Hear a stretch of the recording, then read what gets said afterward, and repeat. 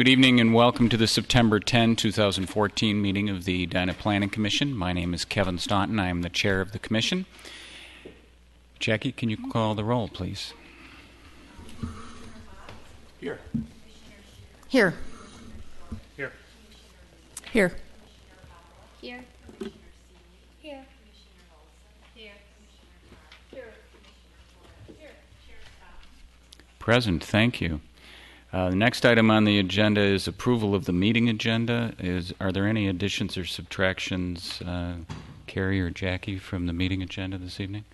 Any from the commission? Any suggested revisions to the meeting agenda? Seeing none, I'd take a motion to approve the meeting agenda. So moved. Is there a second? Second. Further discussion? Hearing none, all in favor say aye. Aye. Opposed say nay. Meeting agenda is adopted. Next up is the approval of the consent agenda. The only item on the consent agenda this evening is the minutes of the regular meeting of our Planning Commission on August 13, 2014. Are there any revisions to the minutes from the August 13 meeting?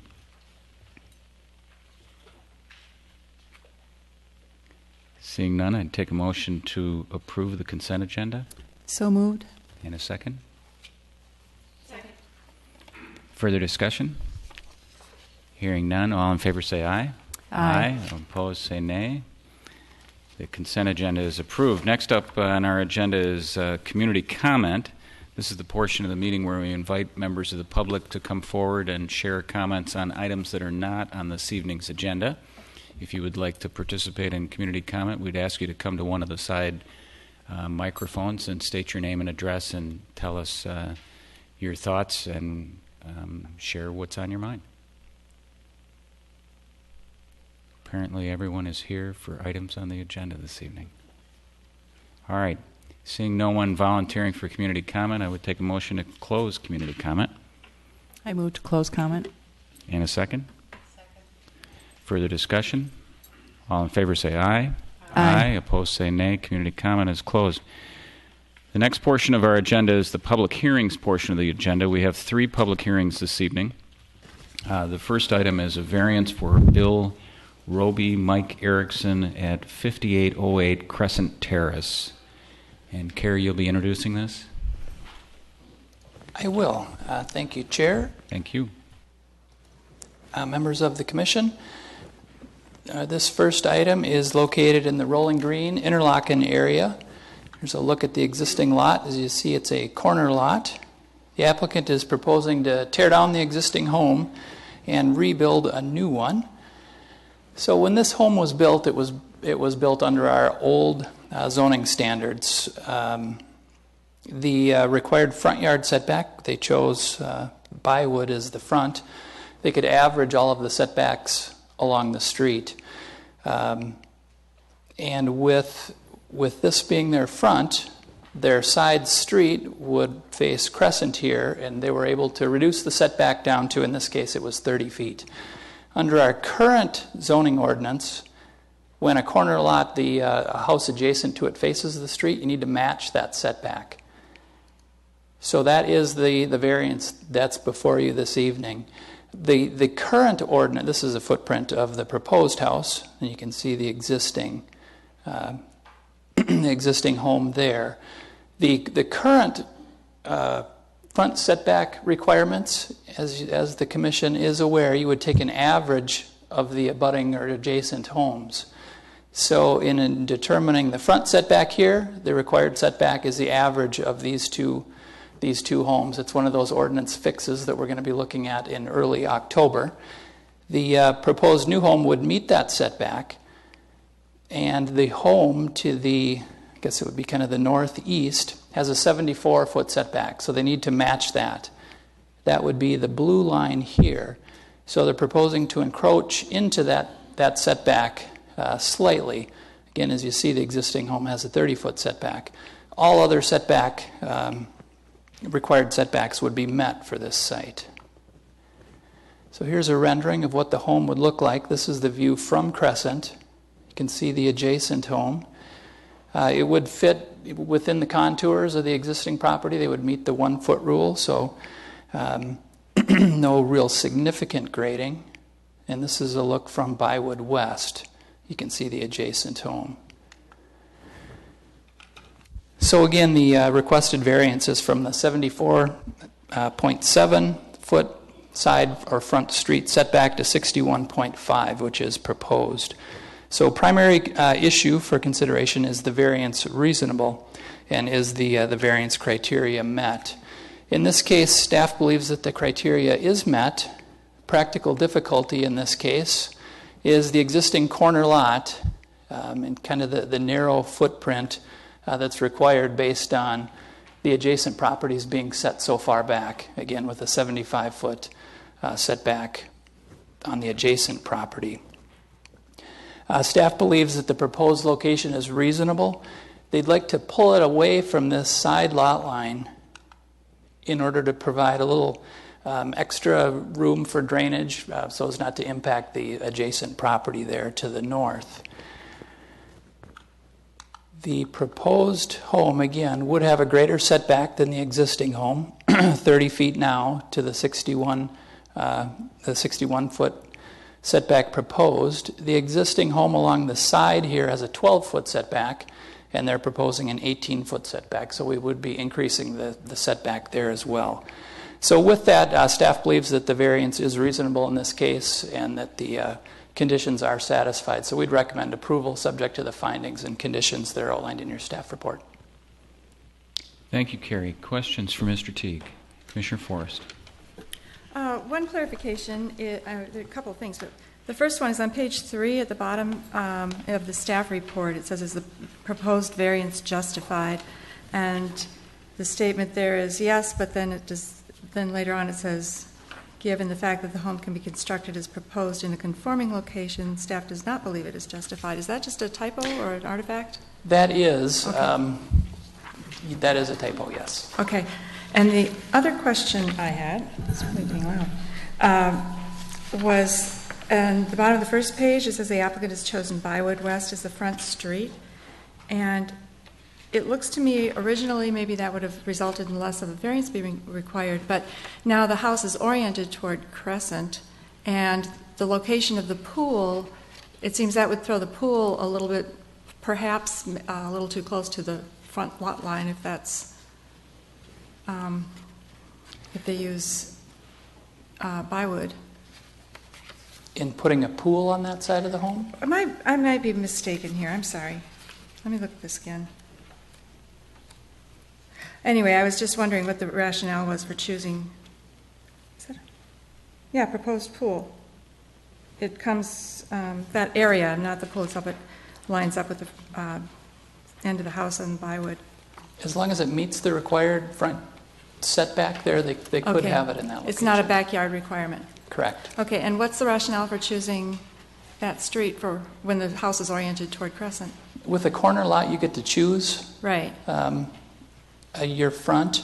So given that they've selected this as the front, the rear setback is established the direct opposite of that. So I this is see. where they need the 25-foot setback. Okay, otherwise it would be If they maybe chose... greater or lesser? Correct. If they chose this as their front street, then they would be required a 25-foot setback back here. Okay. Even though they're pulling it further away as it is, okay. Correct. And the address remains the same, though it's a Crescent address? It would. Okay, thank you. Other questions for Planner Teague? Commissioner Olson. Just in the memo from the environmental engineer, letter H under 4, do you know if they've provided the correct lot coverage calculations? It was just a question about that. It sounded like they differed, and it doesn't look like it's going to be an issue, but I just was wondering if you had. Yeah, I don't know the specifics of that particular, but I did speak with the engineering staff this afternoon, and they believe that the grading plan proposed here is going to be an improvement in the area. Drainage, essentially, they're going to create some, basically direct the runoff down into this area here. So from what they're telling me in the engineering department, we're getting a better deal with this project compared to existing conditions. Other questions? I just have one comment, Carrie. This particular exhibit that's up on the screen right now, is terrific. I would love to see this for every variance we have, where you can see the existing, you can see what would comply, and you can see what's being proposed, and you can see the footprint. It's really a one snapshot visual that helps us understand this in a really good way. Agreed. It really does tell the whole story. One thing that I didn't mention is in regard to Commissioner Forrest's comments about this home could be located on this property without the need of a variance. That's the gray area here. So it could be shifted back, but again, it would be pulled closer to the side lot line here, and it gives that extra room there for creating those drainage. Well, to the swales extent on that this side. kind of exhibit can be replicated for future variances, I think that we'd find it very helpful. Yeah, this is courtesy of the applicant, so this Uh-huh. was a nice graphic. Well, maybe we should go to school on the applicant. All right. Any further questions for Mr. Teague? All right. Thanks, Carrie. So we'd invite the applicants up to educate us further. Welcome. Thank you. I'm Tom Rauscher. I'm the designer for the house, and we understand all of the ordinances and setbacks, and so we did do a house designed to meet all of that. So it's the moving of the house is out of sheer respect for the house to the north and the house to the right-hand side. And if you take a look at the yellow area here, we're tipping the house a little bit to the south, on the southeast corner, so it mimics the house on the east side, so it curves around the corner, so it's an aesthetic issue as well. Our bigger concern was making sure that we had a lot of good privacy and a lot of good drainage on the back side of the house, so giving us that 12 feet would help immensely. Very good. Any other comments to share about the project? Questions for Mr. Rauscher? All right, thank you. Thank you. This is a public hearing, so at this point I'll open the public hearing and invite anyone who is interested in commenting in this matter to come up and share their thoughts.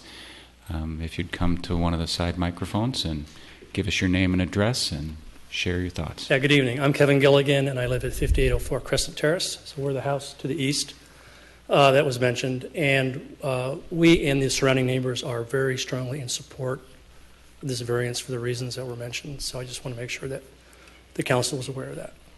All right. Thank you, Okay. Mr. Gilligan. Thank you. Other comments?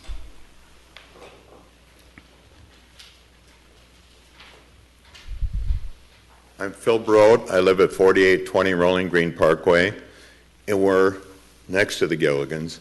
And we're here to support this. We think it gives our neighbors some relief. You know, the house will look much better in the neighborhood. It'll fit much better in the neighborhood. It'll be centered more on the lot. So it'll enhance it it's a win-win thing for everybody, I think. Thank you. Thank you, Mr. Grove.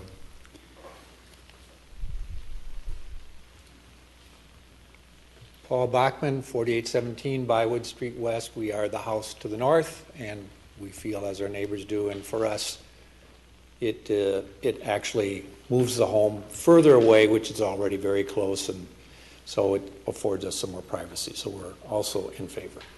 Very good. Thank you, Mr. Bachman. Any further comments from members of the public?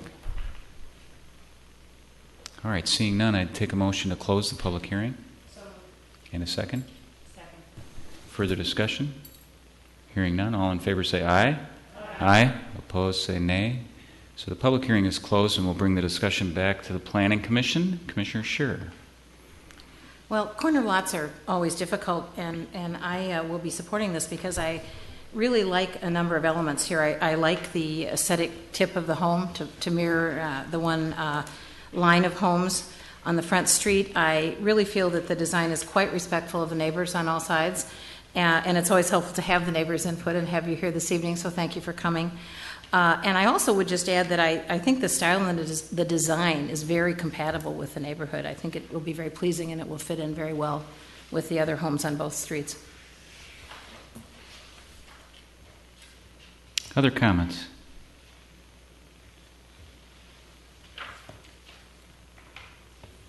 If there are no further comments, I'd entertain a motion. Commissioner Olson. I move to approve, and see, I'm doing this without my reading glasses. The front street setback and with staff's conditions. I think that's all we need. All right, there's a motion. Is there a second? Second. Further discussion, Commissioner Carr. I was just looking at the staff report. I didn't see any conditions, or am I missing something? Generally, there's a set of conditions. Approval subject to certain conditions, such as the plan, the building being built according to plan, etc. I just didn't see any conditions stated. There should be a page 6 in your report that lists conditions. It's that the site must be developed and maintained in conformance with the plans submitted. No. Don't have that page? Does it skip page 6? Yeah, just Stop it. Okay, so here's the conditions. I apologize for that. Not sure what happened with the copying there. The site must be developed and maintained in conformance with the following plans. Survey date stamped August 8th. Building plans and elevations date stamped August 8th. And revised August 21st, in compliance with the conditions and comments listed in the environmental engineer's memo dated August 20th, 2014. very good. Good catch, Commissioner Carr. Commissioner Olson, would you care to amend your motion to include those I conditions? would like to amend my motion to include And those. is And that I'll amend the acceptable? second. Thank you. Very good. Is there further discussion? Commissioner Schroeder. Can you just review those dates again? I just want to make sure I'm getting them correctly. The dates on the memos and the memos? plans. Did you say August 20th on the environmental engineers, the engineering review? That is correct. Because my copy says September 2nd, Yes. 2014. And the wow. And Mine then- does say August 20th. I apologize. I don't know what happened here. And then the dates on the survey, I have a date of September 30th, 2013 on the grading plan? Or is it the date stamped version or so that's August 13th? Is that what you said? Okay, so it's just the engineer's letter? Correct.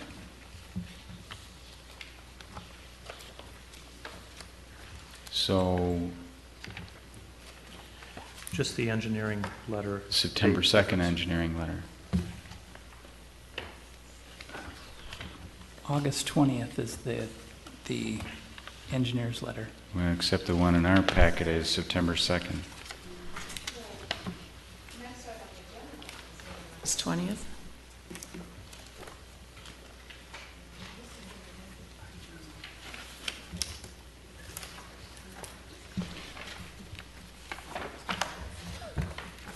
I don't think I did. No, I'm glad you did. I'm sorry, I was in the wrong report. It is September 2nd. From Charlie Girk, CC to Ross Bintner, Yes. to you. So And in can we the- confirm the dates on the drawings then as well? So do we have the conditions right from that?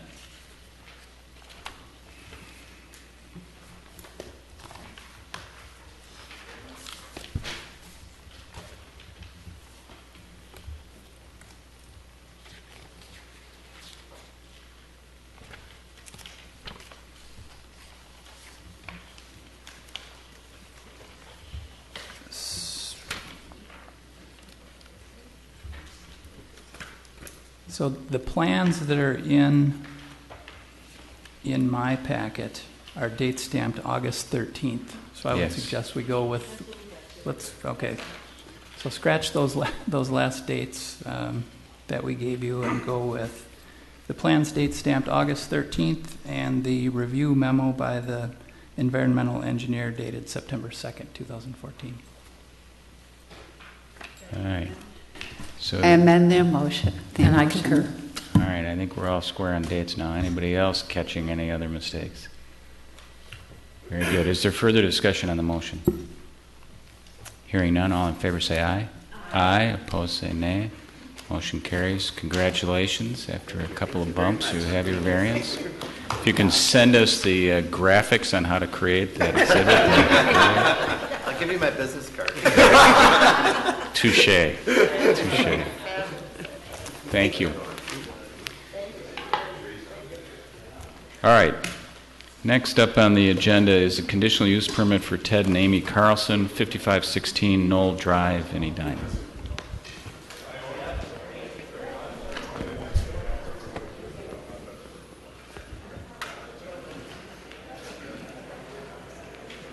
And while I call this up, I can let you know that Chris will be back with us starting Monday. Oh, so good. A lot of this variance stuff may be cleaned up by then.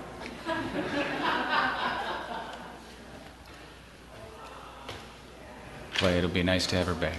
I mean, It will. It will. Not that you haven't done a terrific job in her place, Carrie. But it is difficult when we're a little short.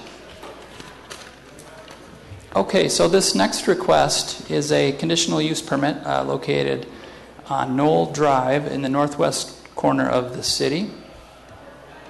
The applicant is proposing to tear down the existing home and build a new one on the site. So here's a look at the existing site. There's quite a large pond that sits well below the homes up on Knoll. If any of you visited that site, you saw the steep slopes that go down to the site.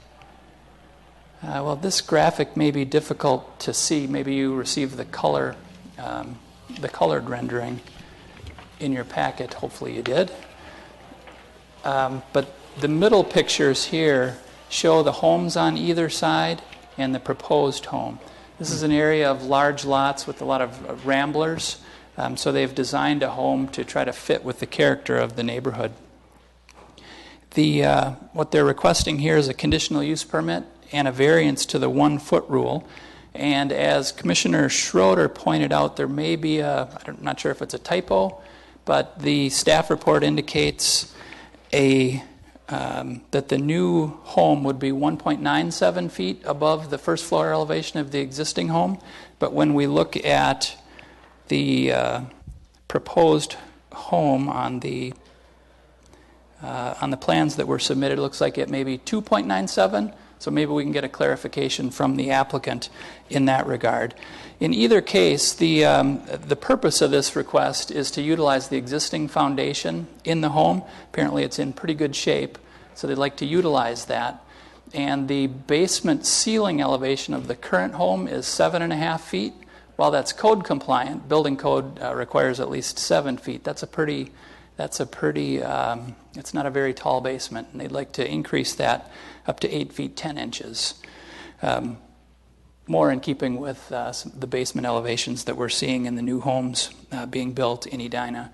So given the fact that they want to utilize the existing foundation and then raise the ceiling height, the conditional use permit with the variance is requested here. Because the lot is so wide, the maximum height to the ridge line allowed would be 40 feet, and with this proposed Rambler-style home, they're proposing a 25-foot height, again, trying to keep with the adjacent properties on both sides. So primary issue, does the new home meet the conditional use permit criteria, and is the variance criteria met? Staff believes all the conditional use permit criteria, again, with the exception of the 1 foot rule, is satisfied. This graphic here gives you a real good indication of the steep slopes down to the site. The main issue in regard to the proposed grading and drainage plan, as pointed out by the environmental engineer, is protection of these slopes. The pond here has quite a bit of capacity to take stormwater runoff.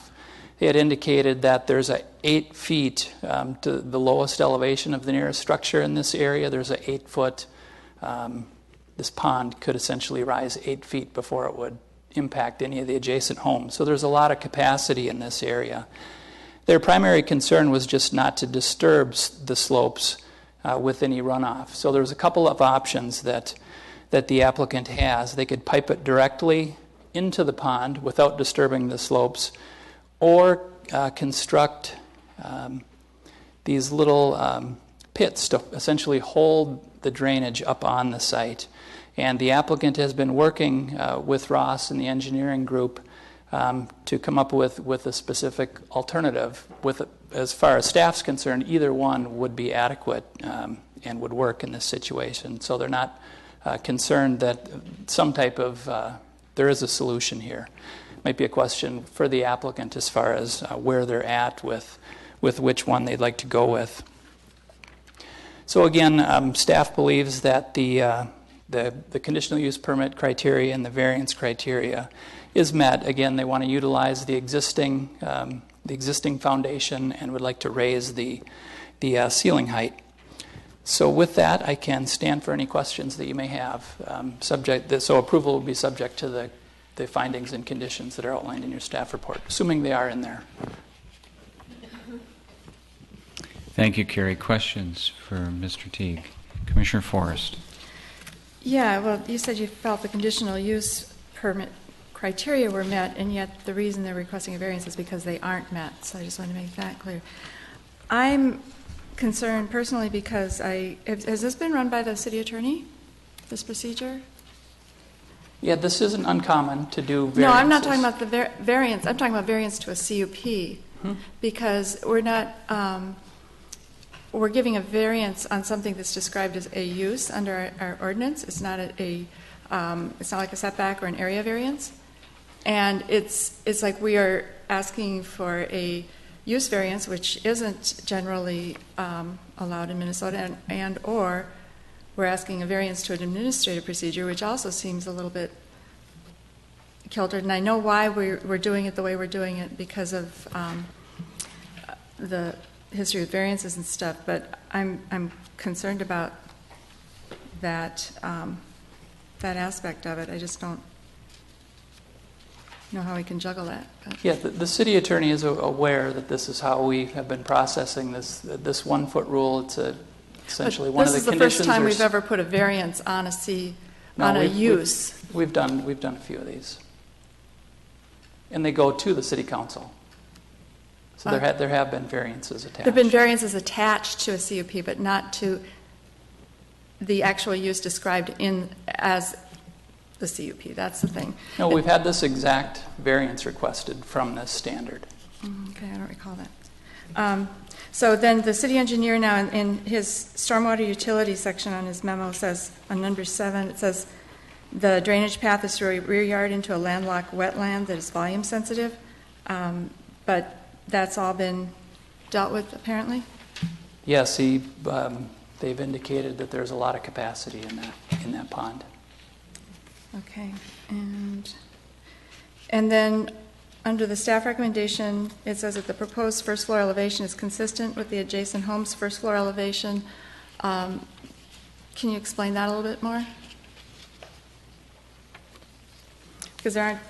Yeah, generally consistent when looking at again, hopefully you've got this in color, but this is the rendering that shows how the home would line up. So that rendering then is it's accurate as far as depicting the height elevation of the home? Correct. Okay. Thanks. Other questions for Mr. Teague? Commissioner Hobbs. I'm just curious, the stormwater structure they're talking about using, is that something that we've used before? Are we familiar with it? I haven't heard that we've used that before. Didn't go into a lot of detail with the engineer on it, but I haven't seen it or heard of it before. And we're still not sure exactly how many or where they're going to be sited. That's to be determined later? Correct. Okay. Commissioner Olson. I just had similar questions on that. And then I know we've been getting educated on this, how the process goes, but so then is that part of the building permit then that they determine and verify and approve? Correct. Yep. Okay. There would be a more detailed plan that would be reviewed Okay. one of those two alternatives. All right. Thank you. So I share a little bit of Commissioner Forrest's confusion. So the staff report on the second page says the proposed home is not eligible for a conditional use permit under the above requirements because the new home is not being raised to elevate out of a floodplain to avoid groundwater intrusion or to meet the minimum building code requirements. I thought I heard you say it is eligible. It doesn't meet the 1 foot rule, so they're requesting a variance to that provision. All right. So because they can't satisfy any of those criteria that we have in that crazy CUP deal, they're requesting a variance to that. But is there also a separate regulation that limits the elevation to 1 foot separately from that? Or that's this particular regulation that we're talking about, where you can go above 1 foot if you get a conditional use permit. Yes. If you satisfy the various criteria. Right. This does not satisfy those various criteria, and so they're seeking a variance from that regulation, basically. Correct. Okay. Do you remember any of the other? Can you remind us any of the other cases where we've encountered that? Well, think about it while maybe we'll hear from the applicant, and then Commissioner Lee. Carrie, I did see it was referred to in the written portion. And somewhere I thought I saw that there was an issue of, I don't know if you'd call it groundwater intrusion, but basically it was seeping in from the front face of the wall at the foundation. In the existing? Yeah, yep. So wouldn't that qualify as groundwater intrusion? Okay. It was in the applicant's statement. Yeah, I don't believe it's, at least from our engineers, that there is a water issue. The one that does come to mind that we approved a conditional use permit with the variance was one in Indian Hills. It was on the lake. It was quite a large lot. I can look up the exact address, but it was that Rambler style home kind of on top of the hill. Okay. They exceeded the 1 foot rule, and there was no water issues there either. Okay. And it has not yet been built. Has not yet been built. All right, further questions for Mr. Teague? All right, thank you, Carrie. So at this time, we'd invite the applicant to come forward and tell us about the project.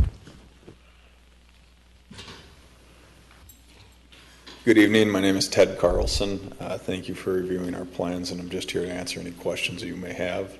And Nick with Reader and Associates is here if you have any specific stormwater questions. Welcome, Mr. Carlson. I know I would be curious about this, the stormwater facilities that you're talking about that Commissioner Hobbs raised. Would you mind giving us just a little elaboration on how those work and what those are like?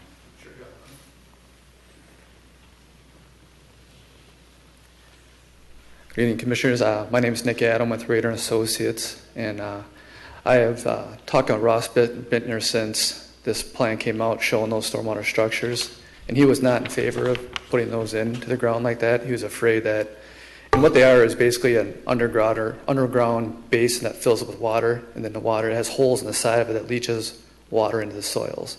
And he was afraid on the steep slopes that we could start to give way the slope and erode the side of the hill. So what he has recommended in our phone conversation is to take the downspouts from the roof that comes off the water comes off the back of the house and downspout it into the level areas between the retaining wall and the house and let it seep into the ground there to protect the steep slopes going down the hill. So we are in the process of revising our plan per his request to do that. And we are removing those underground stormwater. So do that instead of the pipe directly to the pond, and instead of these kind of stormwater reservoirs, if you will. Yeah. Commissioner Hobbs? Yeah, so just so I understand, so you're going to put, the stormwater's going to come off, the gutters are going to come off the house and going to go behind the retaining wall? And before? Well, there's an area of level ground between the retaining walls and the house. That's a level, flat area. It's going to be sod and landscaped. Okay. And he asked that we dump the water in that area where it could be controlled more rather than jumping it on the side of the house where the slopes are steep. Right.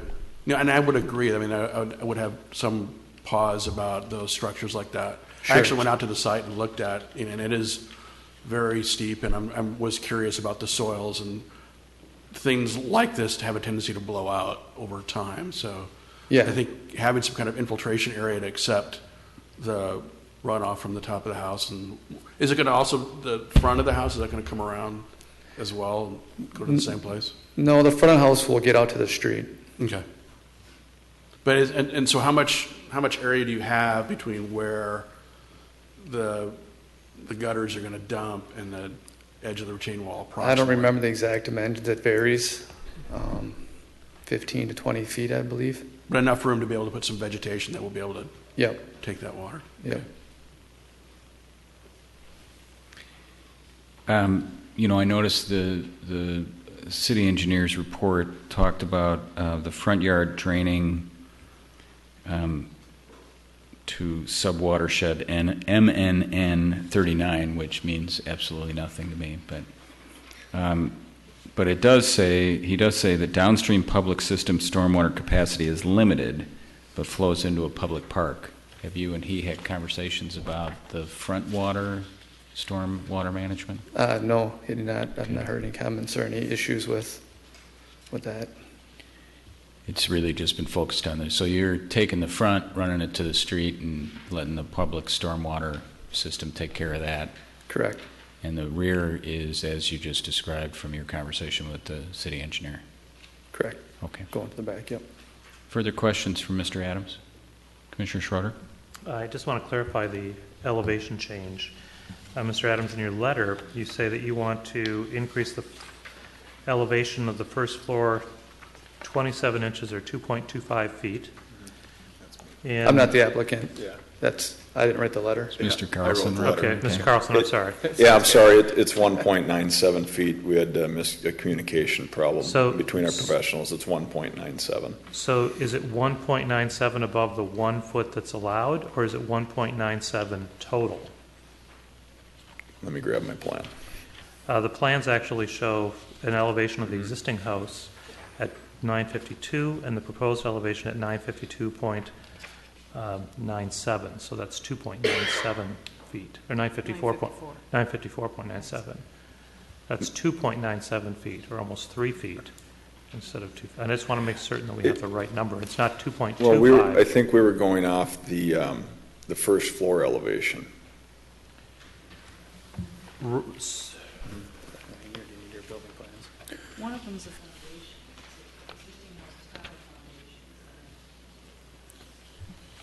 Okay, yeah. So can you tell us what the first floor elevation is?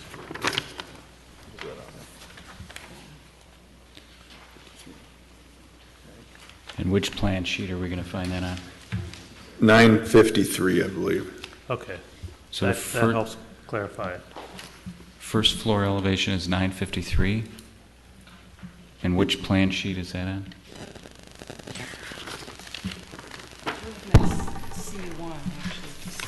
So then, in your letter, you say 27 inches. That's not correct? No, it's not, because it was a work in progress as we went through this. Okay. So the actual correct number is 1.97. Thank you. Yes. We were off by 3 inches, I think. So 1.97 above the the existing finished first floor? Yes, sir. So the variance is 0.97. because they can do one, so it's a 0.97. Okay, so you want to go 0.97 foot above what you're permitted to. No, it's 1.97 above what's permitted. But you get 1 foot, so you're going not 0.97 above that. We went round and round on this for about 2 weeks, so now my head's spinning again. What was it? Somehow we manage to do this every single time we have these. Gee whiz. Okay, so we get 1 foot, so that's the one, so The yeah, variance is 0.97. 0.97. All right. Everybody's square? We're all playing with the same cards? I think so. All right. Other questions for Mr. Carlson or Mr. Adams? Commissioner Forrest? Okay, you're using 18-inch trusses, is that right? 18-inch floor trusses, yes. Okay, because I was looking at part of the other staff report, it says that you wanted to use a minimum of 12-inch floor trusses, but Yeah, I mean, I understand it's 18. the, advantages probably of that, but what's the additional square footage of the foundation of the house with the addition? How much more is being put on and what, or I don't know that we did a calculation on the additional square footage. Did we do that, Nick? We don't have that.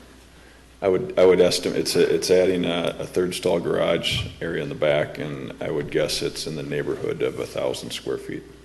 so percentage-wise, any idea? I'm just looking at the graphic here, and it's kind of hard to make out the... Yeah, I wish we would have seen original. that first graphic beforehand, because then we would have replicated it. On the previous applicant, I would guess it's 30 20%. 20?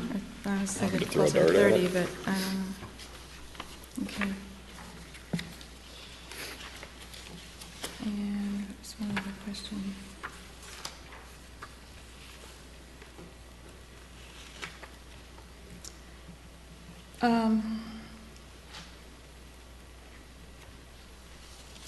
Can you speak to the comment about the penetration of water into the front elevation Yeah, foundation wall? so by raising the front elevation, we can change the grade. Right now it's very flat in the front of the home. So by raising it, we can create a slope away from the front of the home, which should address what we saw as seepage through the existing block foundation. So it was just foundation grading that was affecting water infiltration? I believe so, Part yes. of it. Okay, so that's a pretty common thing then. So any effect of raising both the height of the home and the subsequent grading around the home, in addition to the increased square footage on the water drainage and storage and the ability to handle water on the site? I'm So just what's thinking the you're covering more of the lot Yep. with the house, and you're raising the elevation up, so you're actually raising the grading along with the elevation change to the house. And so I'm wondering about the effect of that, or potential effect or mitigation of that effect on the neighbors. Well, our total site coverage area is 6.9% currently, and our new site coverage area is around 8%, so we're still below threshold, significantly below the required thresholds. We worked to make sure that we adhered to the Stormwater Management District, which is 9 Mile, correct? 9 Mile Creek, and disturbed less than 5,000 square feet of surface area, so we took that in mind when we did this plan. And just going back here and using my public school math that apparently didn't learn very well, I believe it is 1.97 because we're 7.4 inches now. We want to go to 8.4, which is 1 foot, plus 18 inches for the truss. So I'm trying to keep it all straight in my head, and I can't figure out what the We keep throwing all calculation these is. different things I at believe you. when we went round and round as a professional team, it was 1.97 inches. I see 1.97 above the existing floor, and I'm Yes. looking at this drawing. That so is it's correct. 0.97 above what's allowed. Okay. Right? Are we all? Okay, we're back on that one again. Okay, thanks. Thank you for your help on that. I didn't see, and maybe it's in here, but the existing, I'm kind of curious as to what is going to happen with the difference between the existing front door and the new front door in terms of elevation. Is that just going to be that 1.97? Yes, sir. Higher? Okay. All right. Other questions for the applicant? Commissioner Seeley. In regards kind of to what Mr. Teague brought up previously, the different methods that you're talking about trying to get the runoff water to the pond without eroding the hills. Mhm. What are the specific advantages and disadvantages of each method that was proposed? Well, I think that, do you want to address that or do you want me to? What we took in mind is with the use of gutter control through feedback from city engineering was that we're not going to do the remainder of the lot that is there where we've done some buckthorn removal is going to get planted with no mow grass. So the best way to control the stormwater down to the pond is to use the gutter method so we don't have blowouts with the cistern, and then let the vegetation filter the water as it goes to the pond. Does that help? Okay. All right. Other questions? All right. Thank you, Mr. Carlson. Mr. Adams. This is a public hearing, so at this time we'd open the public hearing, and any members of the public who would like to comment on this item, come forward. Seeing no rush to the microphones, I will entertain a motion to close the public hearing. And a second.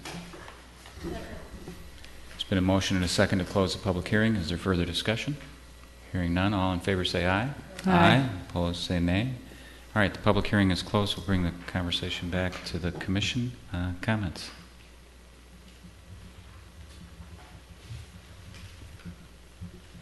Mr. Teague. I thought of a second one where we did a conditional use permit with a variance. That's a spirit. That's the one over on Sunny Slope and Hilltop, just down the street here. There was a tear down and rebuild. There's no stormwater or ponding issues there. They wanted to change street frontages, so it was a change in the first floor of, it was almost 10 feet. But that's the second one that I could think of. They wanted to open up above rather than below. Yep. Carrie, in the staff report, we talk about the proposed height of the structure being 25 feet. Is that to the ridge line or is that to the midpoint? That's to the ridge line. All right. And that's measured from the average front at the front of the structure, because it is kind of a walkout in the back, and it's going to appear taller from the back. Correct. All right. Other comments? Commissioner Seeley? So in regards to the two situations that you mentioned in which this occurred, like raising the house, were there any specific implications in past cases, and do you predict any of those being seen in these cases, or this particular case, I suppose? Each one was unique. The one on Sunny Slope was definitely unique. The one in Indian Hills is generally similar. This one, where they're utilizing the existing footprint, separates it a little bit. The one in Indian Hills, I believe, was a relocation of the structure on the site. So each one a little bit unique.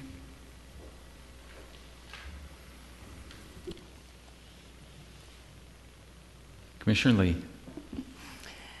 Well, I just want to say that I was very pleased to see that this foundation is being reused. And I think it's a very, very nice treatment of an existing Rambler without going whole hog. It could have gone up to 40 foot high, as we know, and it's a nice large site, so it would be tempting to just tear it all out. And as we've seen some other proposals come before us, this is more or less what I think that, to me, is a very sensitive way to handle an existing Rambler if you need to update it or bring it into current standards. It still retains sort of that one level main floor. The walkout portion is still intact. In some cases, I do think that Ramblers, aesthetically, some of the roof pitches are too low. I mean, I understand that was the style back then, but also I think proportionately, some of them weren't the best as far as the design. So a lot of the times, by correcting it and bringing up just the roof pitch a little bit more, it's really quite an improvement. So I was very happy to see that, and very pleased. As well, I did read the issue about the seepage into the front of the home. I know that was very, very common for a lot of the Ramblers here in Edina. I think many of them, the foundation, top of foundation, were just set too low. Too low from the aspect that you really need to grade away from the home. And I think not enough consideration was given at the time about where the street was actually going to be. and where the front door actually would enter the home. And in fact, my house is exactly that same issue. So we don't have much to work with. We just can't slope it any further away. So I really feel that this house merits that extra height to bring it up. And it's still keeping in sort of with that low-lying roof line with its neighbors. So I am going to be able to vote in favor of this. Very good. Other comments? For me, the combination of it being, only a foot variance, so they're not asking a lot, and the objective here was to prevent houses from kind of being pushed way up to create really something that's out of scale with the rest of the neighborhood, and the fact that they are only at 25 feet on the front elevation is, I think, another point in favor. So I'm also supportive. Commissioner Forrest. I think they're doing a lot of things well here that you've already mentioned. I'm not going to support it because procedurally I'm uncomfortable with this approach, and partially, and also it is a self-imposed hardship at this point, at least partially. They're choosing to do this the way they're doing it. Other houses, they've chosen to dig down inside the existing foundation or whatever. I'm not saying that this isn't the best way to do it. I think it appears very sensible, but I do want it on the record that those are the 2 points I'm uncomfortable with. One, I don't think it meets the criteria of not being self-imposed, and secondly, procedurally, I don't think this approach works the way our ordinance is written, if you look at it in total and along with the state statute. So. All right, other comments?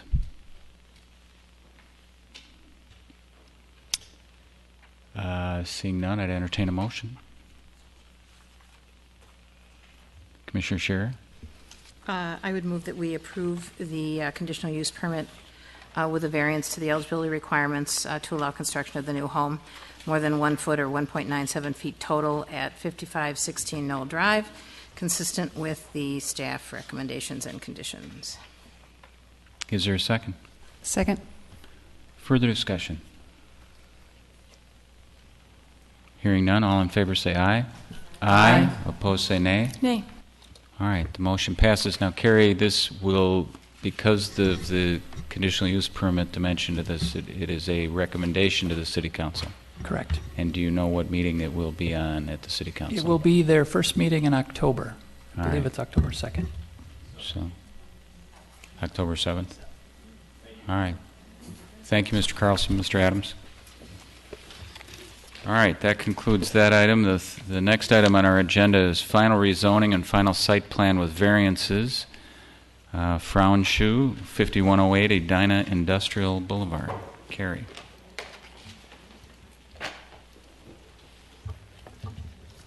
Thank you, Chair, members of the Commission. This is a site you're all familiar with, going through sketch plans and preliminary rezoning and comprehensive plan amendment on this site. It's located just west of Highway 100 on Edina Industrial Boulevard. It's just north of the Burger King and the little gas station there. Property currently zoned for office, POD 1, Planned Office District.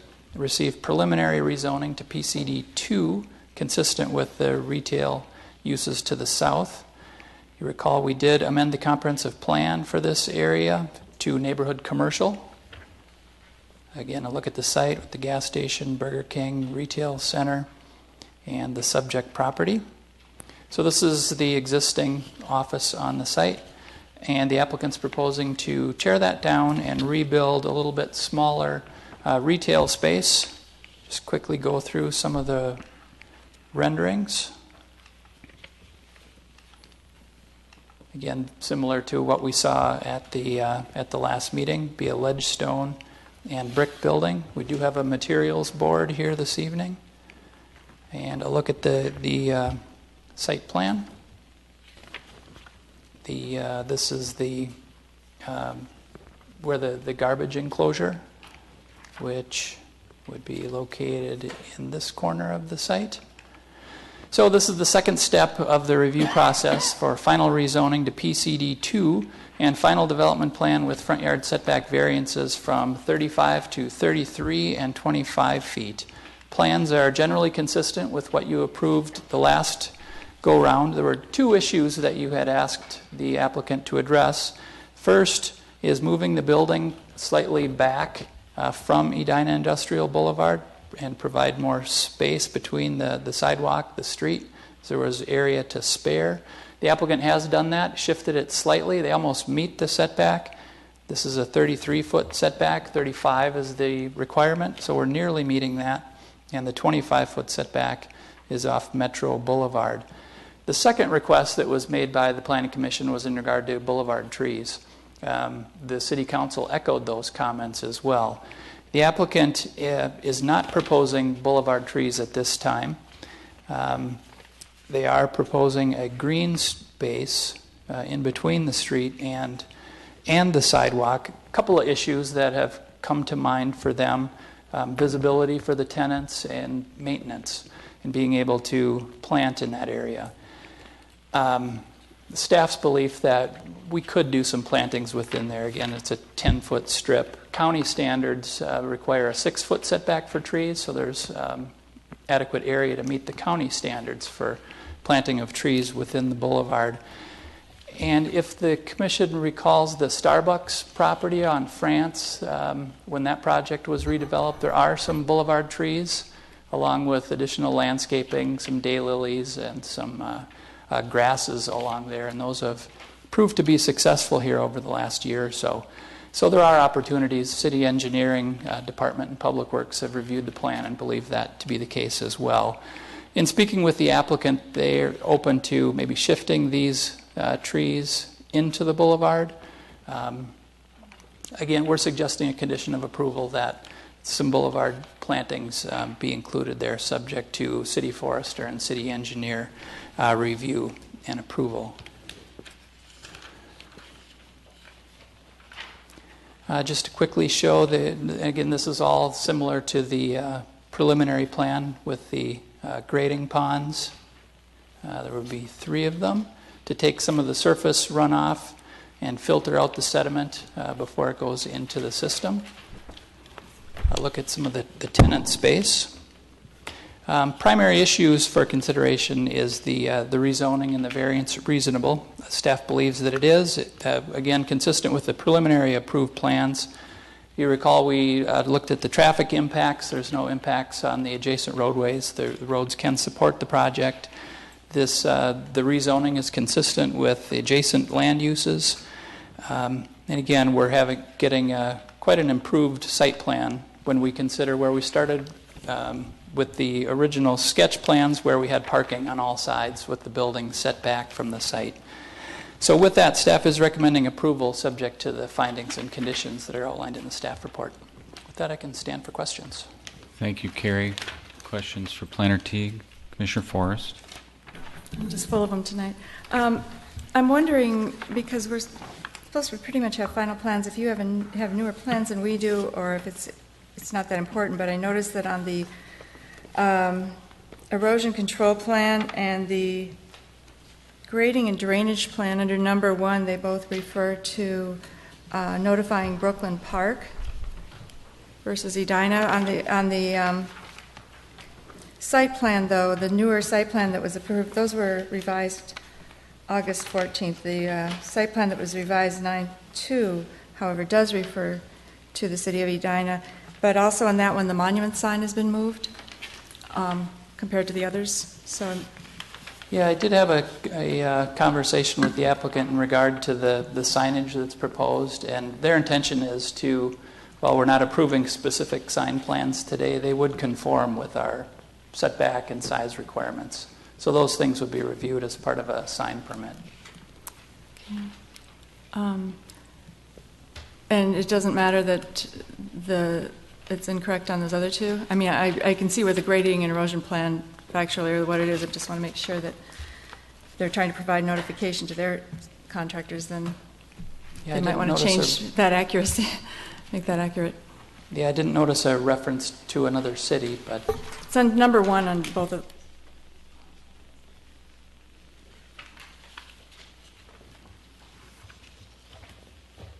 Other questions for Mr. Teague? All right. Thank you, Carrie. I'd invite the applicant up at this time to share your thoughts about the project. Great. Thank you, Chair. David Anderson with Frauenschuh Companies. We're the owner of the property, 7101 West 78th Street. I think your planner Teague addressed most of the final discussion points of the plan approval, so I think we're comfortable with how he outlined things tonight. We'd work with the forester on a solution to the boulevard landscaping, trees that are currently inside the sidewalk, to bring some of those to the boulevard between the sidewalk and curb. I think that would be one approach that we'd certainly be willing to look at. I think that's really the final issue, is to spend time looking on that balance. We've really tried to focus on a good landscaping presence for the property, and so I think we'll find that. So we're open to that idea. The one thing we'd note about the maintenance provision, condition 3 and 4 of approval, one to work with the city on that landscape in the boulevard, but the fourth condition to replace any trees that die. We would expect that if we do put trees in the boulevard, that we would cover them during the warranty period, the 2 years, that's warranted by plantings. Beyond that, if because of where they're planted, there's trees that die and so forth, those would be in the city right of way and dealt with through other means, through city cost at that point. So that would be our only final point. Otherwise, we're excited and look forward to moving forward. So, Mr. Anderson, with respect to this tree issue, can you elaborate a little bit about? I mean, obviously, you put them in a place where you thought they were best. What is the reluctance to put them in the boulevard? Mr. Chair, I think we've commented on this.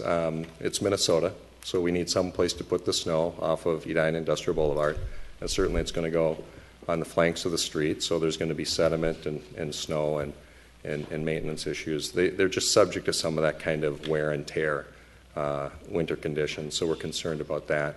The other is creating a canopy along the boulevard. We think we're doing that. We're pulling a building up to the street, and we're showing some very beautiful trees that will have a presence where they are. They just happen to be inside the sidewalk.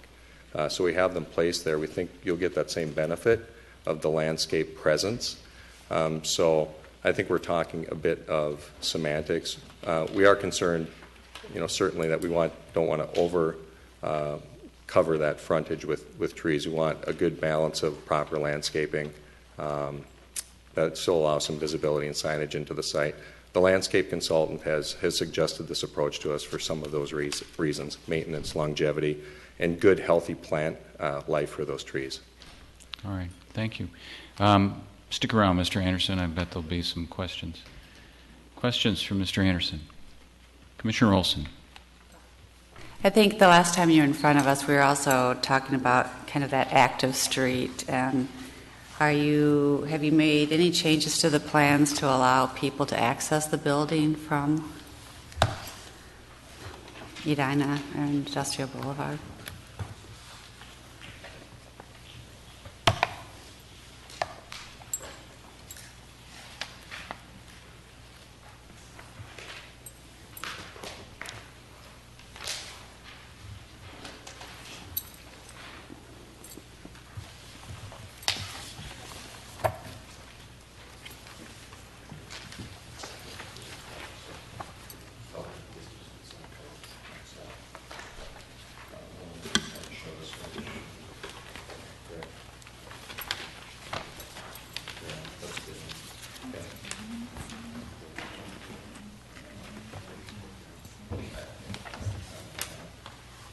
Mr. Chair, Commissioners, if we could zoom in on this perhaps a bit. So what we've done with the south side of the building, as you can see, we have the sidewalk, and what we've created is more of a pedestrian customer visitors terrace that is paved and landscape. So this could be public area, seating area, and there's 2 doorways that would enter the building from there. Seat wall, perhaps, stone, a number of plantings that complement that area, just an active space that engages pedestrians. There'll be seating on both sides, as the planner Teague mentioned. These areas now will be larger, so we think we've created a nice balance for both tenants and public use. Okay. Commissioners, Nick Spirides, I'm the architect for the project, and let me just add to what David is talking about. The 2 patios on the ends, the end tenants, formerly did not attach to the sidewalk, so there would be points of access. We're still working with the tenants to make sure that works for them as well, but that was the intent. And to respond to your question regarding the monument sign, we are talking potentially of integrating the monument sign into that pedestrian area rather than out on the corner where it potentially would have some sightline issues. So it looks like it's perpendicular to the pedestrian walkway, though. I mean, it's sign? perpendicular to the alignment of the building. Parallel. It doesn't show that. Yeah, we haven't finished designing it, and that'll be part of our signage review, but moving it from the corner to this area and integrating it with landscaping so that it reflects more of what the building concept is doing. But we're not there yet. Yeah, my concern here is the way it's shown on the site plan is, and that's the most recent plan that we have in this, is that it's shown kind of blocking off the view of one portion of the one gathering space to another. And did you completely eliminate the center doors then? No, they're still intact. Okay, because they're just moved further apart. No, well, before, didn't you have them, wait, let me look here.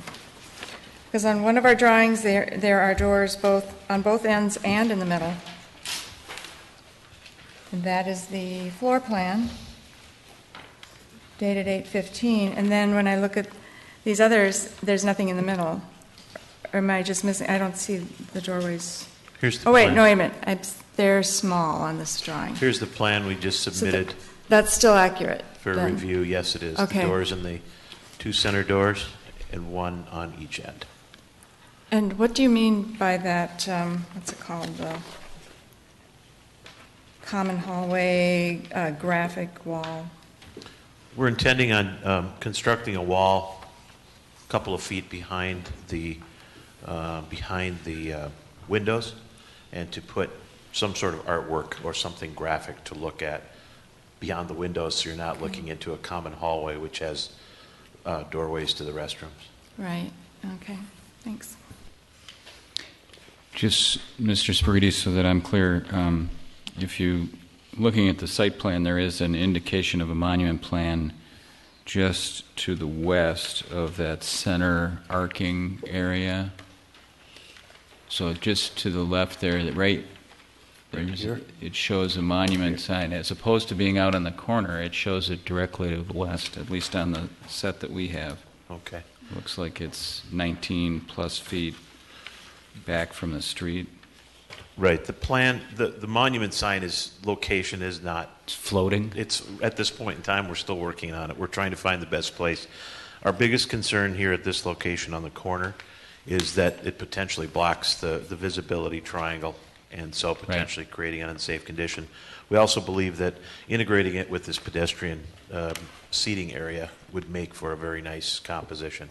It's a good place where people are going to be looking and seeing activity, so it's a good place to have a monument sign. Okay. But we'll be submitting that in our signage permit. So that'd be, Carrie, that'd be a separate signage permit, so wherever the monument sign, because it seems to me that we're interested in the location. Isn't the sign permit just going to be the size and how does that work? It would need to meet setback requirements in addition to size. So I might suggest that you add a condition that any signage conform to city code. Well, that would be true anyway. I mean, it would. It would just, if there's any sign location that's shown on a site plan, I've had this discussion with other applicants in the past, they've made the argument that you approved the sign plan, even though they showed signage on there that didn't meet code. Right. So to have something written in the condition, just Well, because we have, I mean, among the plans, we have the sign in at least two different places. The site plan shows it right next to that middle kind of pedestrian area. Just to the left of there, there's a little, at least on ours, it points to a monument sign. And then you've got a, so just to the west of that area, just so that Mr. Spirides, you and I are on Is this what you're referring to right here? This? That's what I'm referring to. This element here? Okay. Which on ours at least has a note saying it's a monument sign.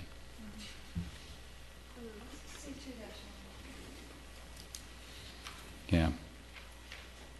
Which I think is the same. Well, it looks like it's a slightly different drawing. If you look at C21,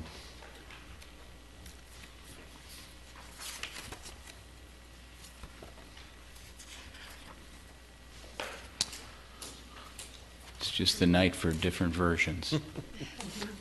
I can't answer your question. I think All right. there's two different versions. And then there's a perspective drawing that shows it, of course, out on the corner that we discussed a minute ago too. So, I think we should address that in some way.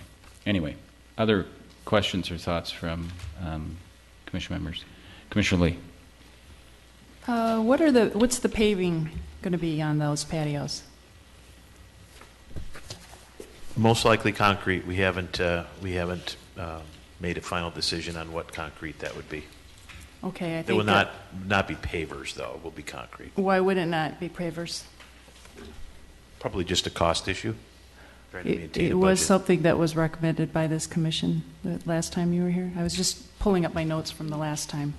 Okay, and then I just have to say, would you ever give any consideration? I feel as though that the elevations are flipped, that I would really like to see the northeast elevation on the street side and bring those doors to the street. Have you looked at the pedestrian traffic patterns there? There's another plaza across the street that I know I see a lot of people walking around there during business hours from the different office buildings there. They seem to be going back and forth on foot a lot. It feels very much that you're making the front entrance off the back or the parking lot.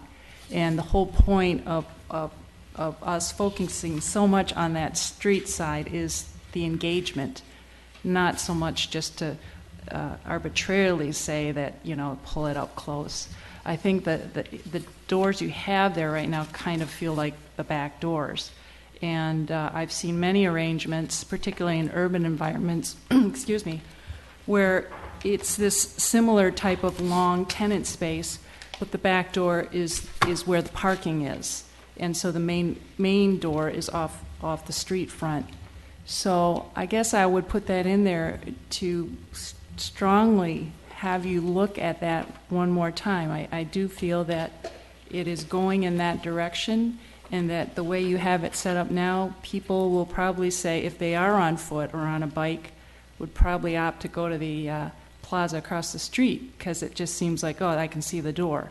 Whereas I have this concern that these doors are going to be locked, exits only, and those graphic walls we've approved in the past, they just aren't that successful. They tend to be dark glass that typically you don't get to see a whole lot, and then it signals to pedestrians that this is an area you don't want to come in. So that was sort of my first gut reaction to seeing this round. I would suggest some type of pavers to really make that feel as though it's an inviting spot, not just an extension of a concrete sidewalk.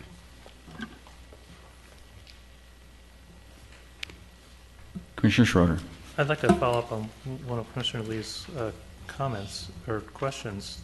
We have the doors that face out towards the street now. Will those doors be open for anyone walking by to enter from that side when the store is actually open? Or will they be locked? We have a condition in another place where we granted relief for a building to be pulled up closer to the street. And if you approach the door, there's actually a sign on the door saying use the main entrance, which is not on the street. So I want to know if those doors will always be open for somebody walking along the street to be able to access the shop or the store. Mr. Chair, Commissioner Schroeder, it's going to depend on the tenant, and that it's going to depend on the tenant because every retail business, commercial business that operates has a control point where their customer comes in, they're staffed by one or two people, they need to control the flow of customers and activity coming in and out of that space.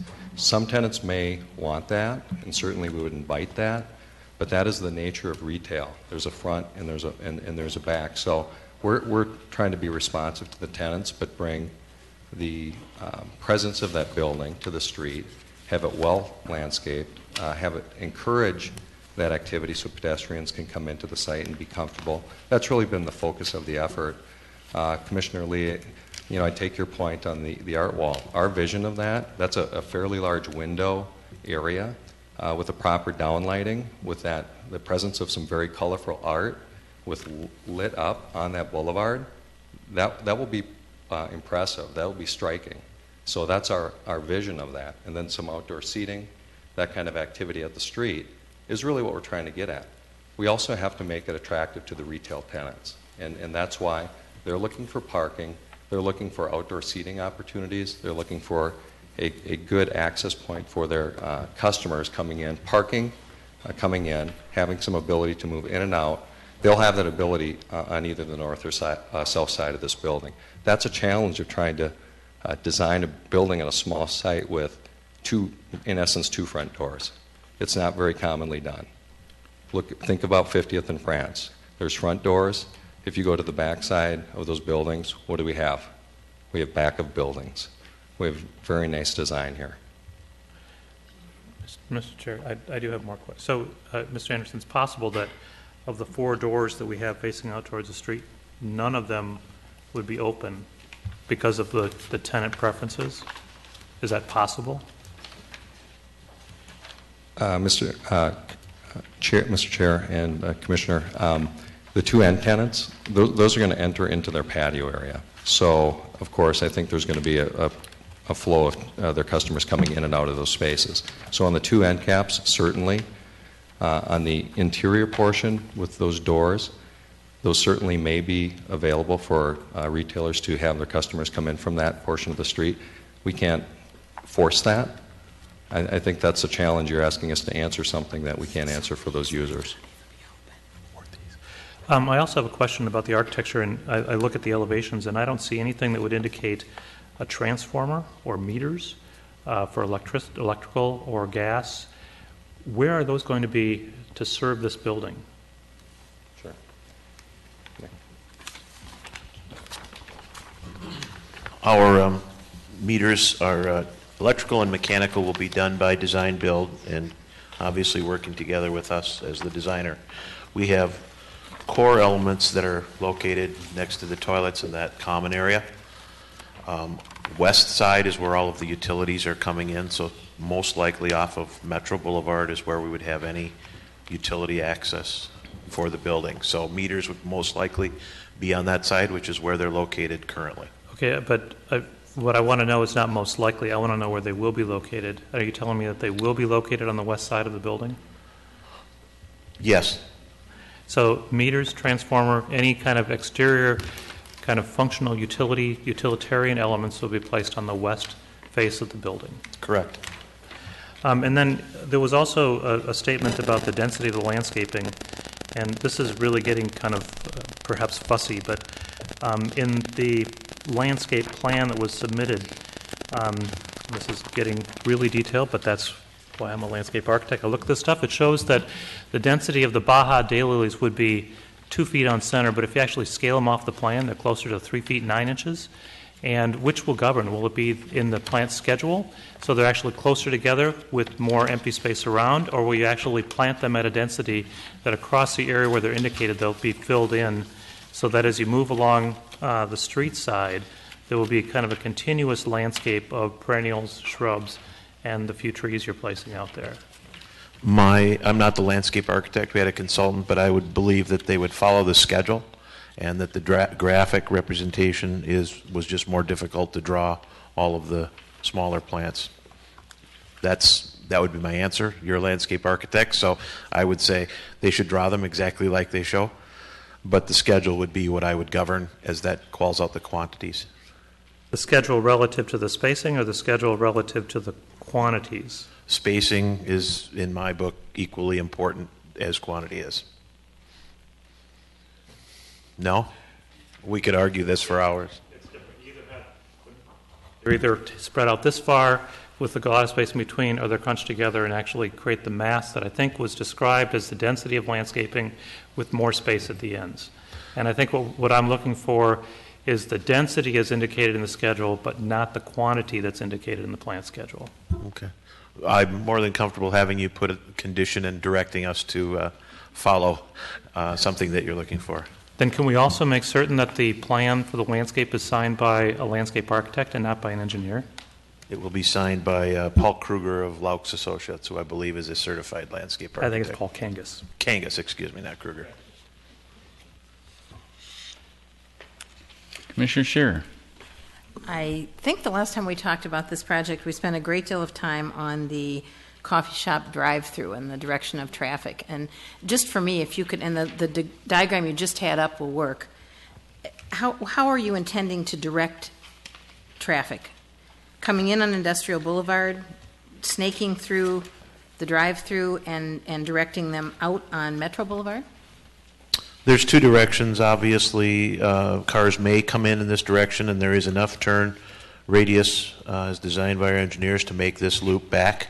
Ideally, cars would come in this fashion, and they can exit either back out to Metro or out onto Edina Industrial Boulevard. I have to say, as someone who frequents lots of coffee drive-thrus, I think there are a lot of opportunities for accidents in this plan. It's extremely close to a number of your parking spaces. If we're doing in and out on Industrial Boulevard, they're going to be literally running right along your 10 parking spaces that are to the east. If you're going to have people crossing over as they come and go in and out from either direction and enter the perimeter of the rain garden to go through the drive-through, it seems confusing to me. I don't really know what the answer is to correct the confusion, but I don't feel like we've addressed the issue from the last time I saw the plan. The only comment I have is the plan hasn't changed from the last time when we presented, and this is probably the fourth or fifth through all the sketch plan reviews that we presented to you. There were other options that had a far more negative impact on traffic flow. We believe that most of the traffic will come in, once you've learned the site, will come in from Metro Boulevard, as this is a more difficult turn. Well, yeah, the snaking through correct. is a more difficult. Correct. There is room to make that turn should you realize that that's where it is. But once you've been there, we believe that's the path that you'll come in off of Metro Boulevard. Thank you. Other comments? Questions? Commissioner Lee. Following up on landscape, I still have noted, and this is a comment I made previously, that you're taking out 9 of the boulevard trees, because essentially that is a boulevard right now, the to the east and the south of that site. So what I would like to see is those trees going back in between the sidewalk and the curb. I also noticed this reiteration around that your landscaping plan has moved in favor of smaller trees. You've switched out a couple of the accolade elms, which were 2.5-inch caliper trees. They're now 1.5-inch small crab apples, and you used to have 2 or 3 on the south side. We're showing 2 crab apples. So for me, it's not just an issue of you agreeing to move those, what you are showing, onto this side into the boulevard, but it's more that I'd like to see boulevard trees, which would be the same, more or less the same tree, lining that side along Edina Industrial Boulevard and going around the corner on Metro Boulevard. So I hope there's a way that you can find to make that happen. Commissioner Forrest. What is the glass like in that on that south side? Is it going to be darkened glass, or I mean, it's a southern exposure, so that's why I'm asking.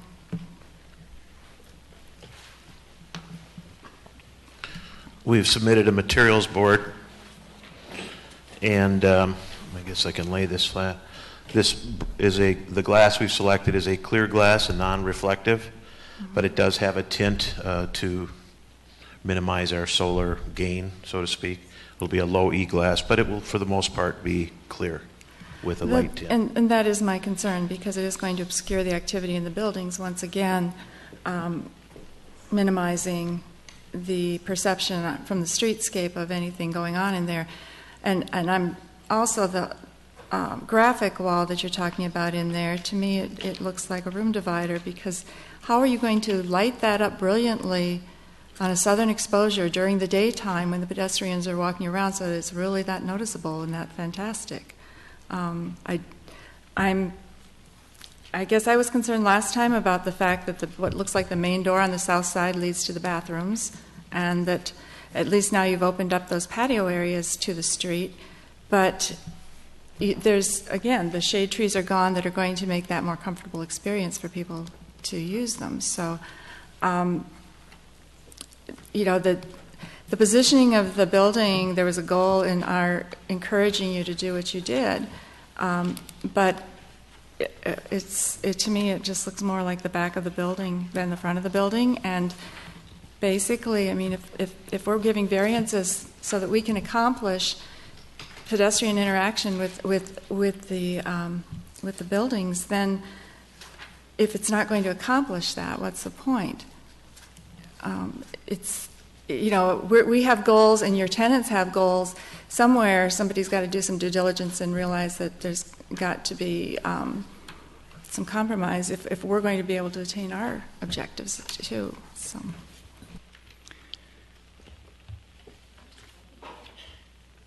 Commissioner Carr. I just wanted to say I think this is a very good plan. I think for this site it works. Architectural layout is pleasing to me. There is a condition in the staff report that does indicate that additional landscaping, including deciduous trees, shall be planted within the boulevard. So I do think that's important. I mean, the crab apples are decorative, but deciduous trees add to that. So I'm comfortable with the plan, the way it's presented, with the conditions set forth in the staff report. So, Carrie, what we're being asked to do tonight is, as I read it from the front of the staff report, is preliminary rezoning, preliminary development plan that includes front yard setback variances, and a comprehensive plan amendment from office to neighborhood commercial, right? That is a list of the approvals they've That's already been done. Yep. So page 2 lists what is requested tonight. All we're doing is final rezoning and final development plan with front yard setback variances. Correct. And the front yard setback variances kind of were created by our request. Yes. So we asked them to bring the building within the encroachment. They did. They had a code compliant plan as part of the sketch plan. So, I think all the things we've talked about make a lot of sense. I agree with the comments, particularly that Commissioner Schroeder and Commissioner Lee are making in terms of our continuing struggle to differentiate between the pulling of a building up and the actual creation of a pedestrian activity and a pedestrian streetscape. But I also don't know that we have the tools to make anyone do that. We can try to encourage them to do that, but it makes me feel like we're not, the variance, for instance, if you're talking, Commissioner Forrest, about the variance, I don't see how we kind of ask them to bring the building closer, create a variance, and then say there's certain conditions that you're going to have to meet that they don't want to meet. That's my discomfort with kind of where we're headed here. We are allowed to put conditions on any variances that we grant as long as there's a reasonably I don't quarrel with that. My issue is we created the variance. We asked them to come up because we wanted them to be closer. We didn't want to have the parking field in front of the building. And I understand why we're doing that. We just don't really have requirements to do that. They've done that as part of, I think, a sketch plan that's worked, and in response to our request to not have the parking field in front. I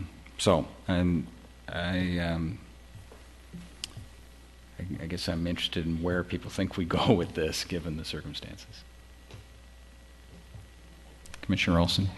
I just want, when I first asked you about the access of the doors on the south side, when you said yes, they're open, I guess I'm following up with what was said later. I thought that was my point of the question, was that this was kind of becoming the front of the building, and so clearly that's not what is happening. So I too am a little disappointed in that, and I think that what we can maybe do is part of the conditions, if we approve it, be more specific on the number of landscaping, the additional trees along the boulevard. I mean, it's pretty generic and wide open, and we won't see it again, but I think so if someone who perhaps is a landscape architect could maybe be a little bit more specific with the number of the trees that would be added within the boulevard and minimal caliper size, that would be, I think, helpful. And also, what if we add a condition that the drive-through, there has to be directional signage, that the drive-through traffic has to use Metro Boulevard, if that would help, your concern. So I think that we can add some conditions that might make this better, but I really, I understand what you're saying, that there's a front and back door with the retail site, but I guess I'm still not convinced that it can't be in the front, what we consider to be the front, facing Industrial Boulevard. So I think it can be done, but we just have to really work on the conditions.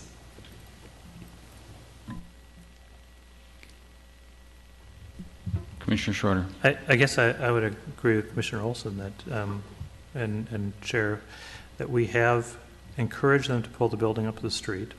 And when we do that, we do it under our ordinance and our comprehensive plan that does this as a means of enhancing, as it says in our staff report, enhancing the pedestrian environment. I think it's still our responsibility to help the community and the development community understand what that means. And if there are conditions that we place that we believe actually help enhance the pedestrian environment once the building is brought up the street, that's our responsibility. And so there are several conditions I think that we could frame that will help do that. And I think it has to do with the pedestrian experience that results from pulling the building up to the street. And I think there are things relative to the density of the landscaping. There are things relative to the access to the building.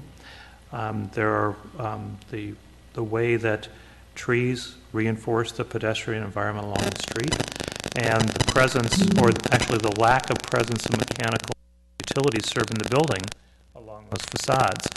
And in particular, that last one, if we have meters and pipes and other things along that street facade, it actually makes it feel more like the rear of the building instead of the front of the building we're trying so hard to create.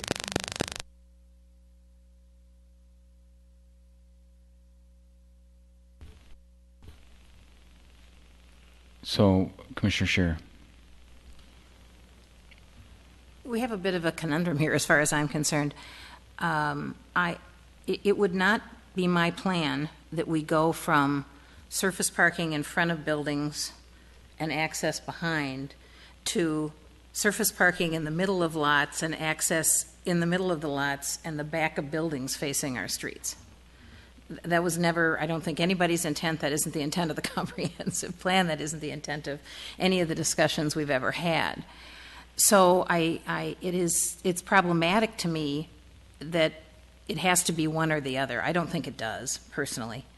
And in looking at the shaded glass, it struck me that, frankly, you won't see anything through that glass. And if what we have are locked doors at the back of those retail establishments because they only want to have one door, which I understand from their perspective, you might as well have attractive stone and articulation. It might be more attractive with some foliage in front of it than shaded glass that makes you wonder what's behind it and locked doors. So it's hard for me to support this the way it is. I understand the difficulty that we may have created for the developer by not maybe perhaps more articulately stating our intent in doing this, but it certainly wasn't my intent in our original discussions to bring the back of a building out to the street. This isn't accomplishing what I would have wanted to accomplish in our original discussions about coming up to the street, to put the backs of all buildings in Edina up to the street. I don't think that's what we want. So I have a problem with this as it's designed.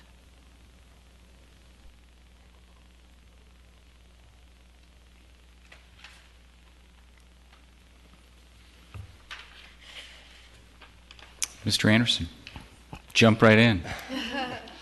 Mr. Chair, I just want to clarify something because we have been at this for quite some time with this plan. And I think you've seen that we're working with a very small site. And I think we're dealing with a redevelopment scenario. And we're trying to change the dynamic of this area. And I think we've been on to something that does that. We bring the building up to the street. And as a planner said, we could set this back a few more feet and be compliant with the code and that sort of thing. We've tried to find that place and that balance. We're not saying that this is the back of the building. And so, Mr. Chair and Commissioners, I want to be clear that if tenants want to have their door on Industrial Boulevard, absolutely. We would enjoy that two-way access. I'm talking about the practicality and how business operates. And we will have probably a blend of the two, because those tenants on the ends will use the door and access to their patios, and that will be a customer entrance as well on the street. And our tenants that we've talked to are excited about that opportunity. And so, they're ready to move forward with that vision. We like that. We're talking about a practical challenge here about how business operates, and what would be beautiful is to have 4 fronts to every building. That would be ideal, but that really is a challenge. So what we've tried to do is use great architecture, a pedestrian experience that's great.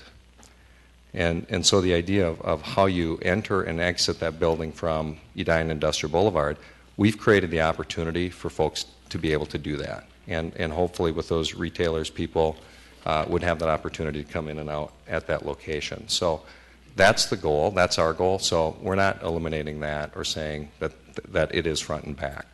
We're saying that is a practical operation issue with real estate and buildings when you're trying to bring them up to the street with a street presence and have it work like retailers intend to function. Many retailers, a lot of retailers, not all retailers.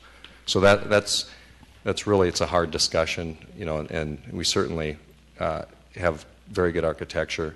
I think the landscaping issues we can make excellent through the discussion we've had here tonight. And we'll work with the forester and the engineering department on that. And we're just anxious to make a great project happen on what is really a tired, underperforming, underused property. Thank you. Commissioner Forrest. I was just having to think of another example, though, if you go to a small town with a streetscape and a main street appearance, you've got the storefronts on the front of the building. Very often you will find parking areas in the back with a back customer door that's very obvious a customer door, but it's very obvious it is not the main entrance or a celebrated entrance to that building. So it's not totally exclusive. I don't have a copy of our minutes from when you were before us before, so I can't go back and see what was discussed. We do have the minutes from the most recent council meeting. It just seems like there's been a lot of talk about pedestrian experience and customer interaction with these buildings from the street, and then now when you return, I'm disappointed also that there aren't the trees, the signage is different. You're concerned more about the signage than you are about the customer experience. And the rationale, part of the rationale for us granting those variances wasn't to hide the parking in the back. It was to create a different type of situation for people altogether. It's not to have a nice looking, here's a retail storefront that's pretty much just a sign for the building more than it is for access or for people to see any lively activity going on in there. And so we had goals when we granted those variances. It wasn't just to hide parking. And I think that's been very clear from the discussion and from my colleagues too who've talked about the landscaping and such as well. So I'm having the same concerns as down there. And I don't think I think if the variances are being granted and that's part of the rationale for them, then certainly it's something that we can address. Our hands aren't tied. And the same with the signage. There's a sign permit, but we are granting a variance. We're bringing the building up closer. I think your idea of safety and such for moving the monument is a good one. I'm not quibbling with that, but even that is something that if we saw the need to, we could address along with this. So I think we need to understand that to a certain extent there's a dialogue going on here. It's not, our hands aren't completely tied, and neither are they completely under our thumbs either, but it's just a matter of let's try and be sure, what were our goals originally and why did we make these changes originally, and are we accomplishing those goals?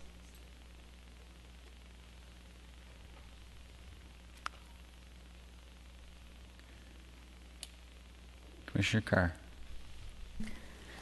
Well, I just wanted to say that, there's the pedestrian access is a great idea, and we're trying to encourage that for all our buildings. But on these streets, there's no parking on these streets.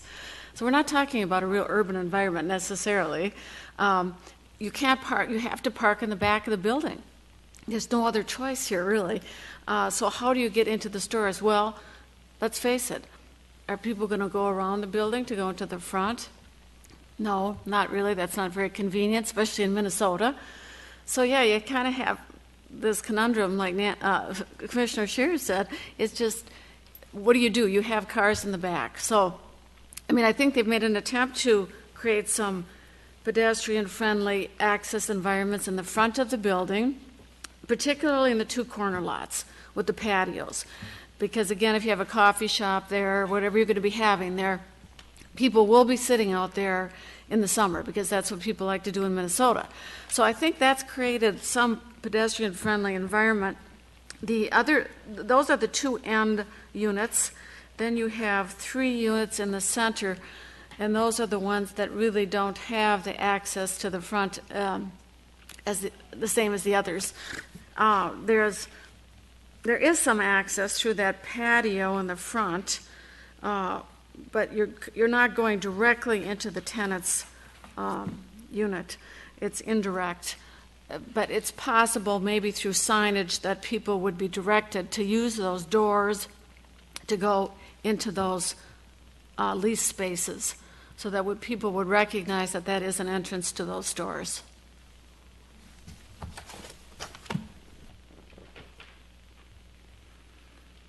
All right, I think we've pretty thoroughly plumbed it. I'd be happy to entertain a motion.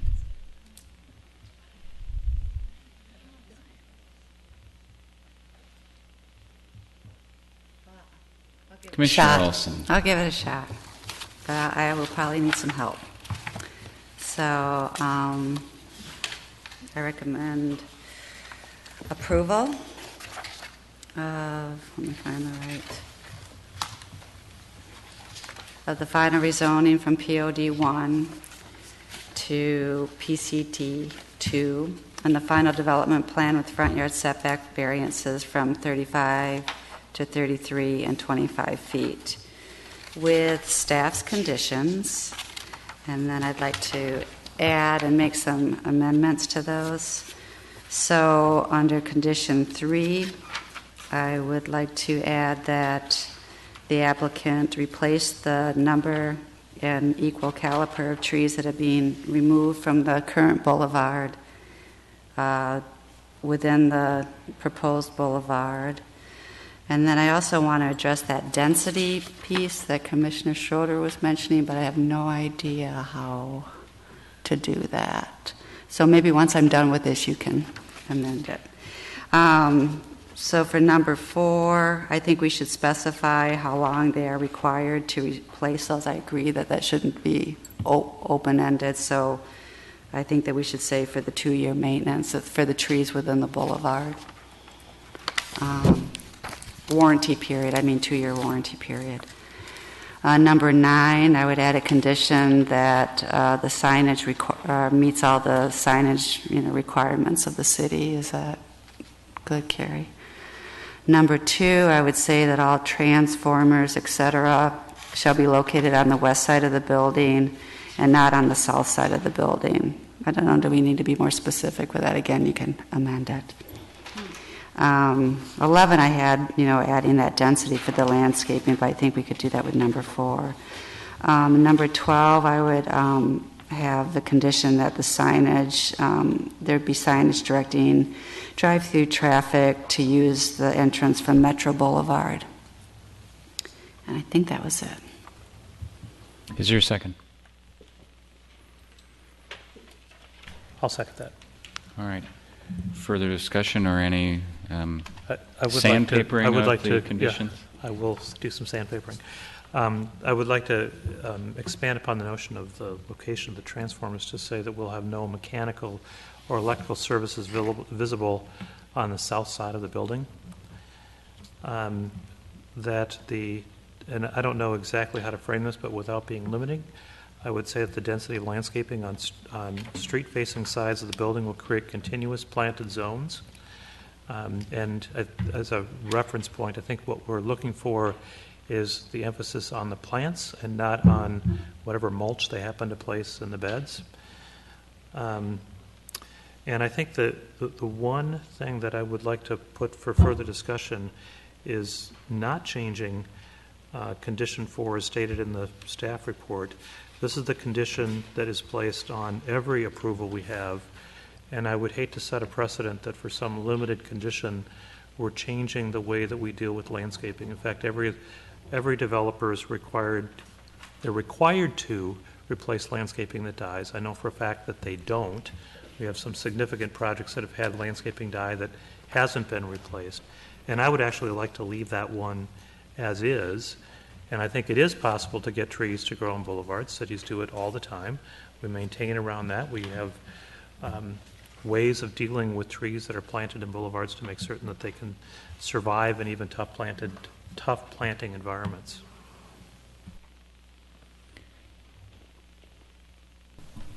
I accept those. I didn't understand that we never had a term limit on the trees, so I'm fine with all the amendments that you've suggested. You would probably put that landscaping density into a condition number 11. Right, and then the mechanical and electrical services on condition 10. And then, creating the continuous landscaping zones, 11. I assume that's acceptable to the seconder since you're the one who suggested it. It is. I would like to just put it to the commission that we could discuss the notion of the doors on the south side. And I understand the limiting conditions of operating a business with 2 doors, but it is a pretty important element of this design, particularly for the end parcels.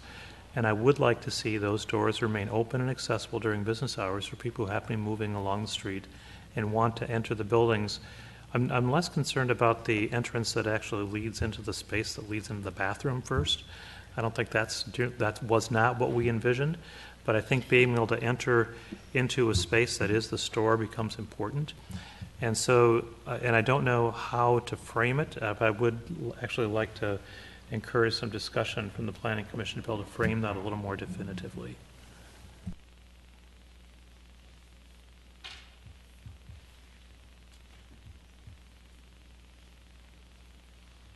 Commissioner Scheer. Make sure I understand what you're proposing. That at least with regard to the two end units that are providing public access on the south side of the building, that those ought to have an entrance on the south side of the building that is open and utilized by customers. Correct. That's correct. During business hours. Correct. Could we list that as a condition? Sure. I certainly would support that An amendment. as an amendment. Yeah. Sure. I accept that amendment, unless there's more discussion.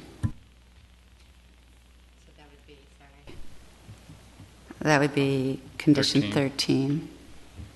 And as a seconder, I would accept that amendment as well. So doors on the two ends remain open on the street side during regular business hours. South side.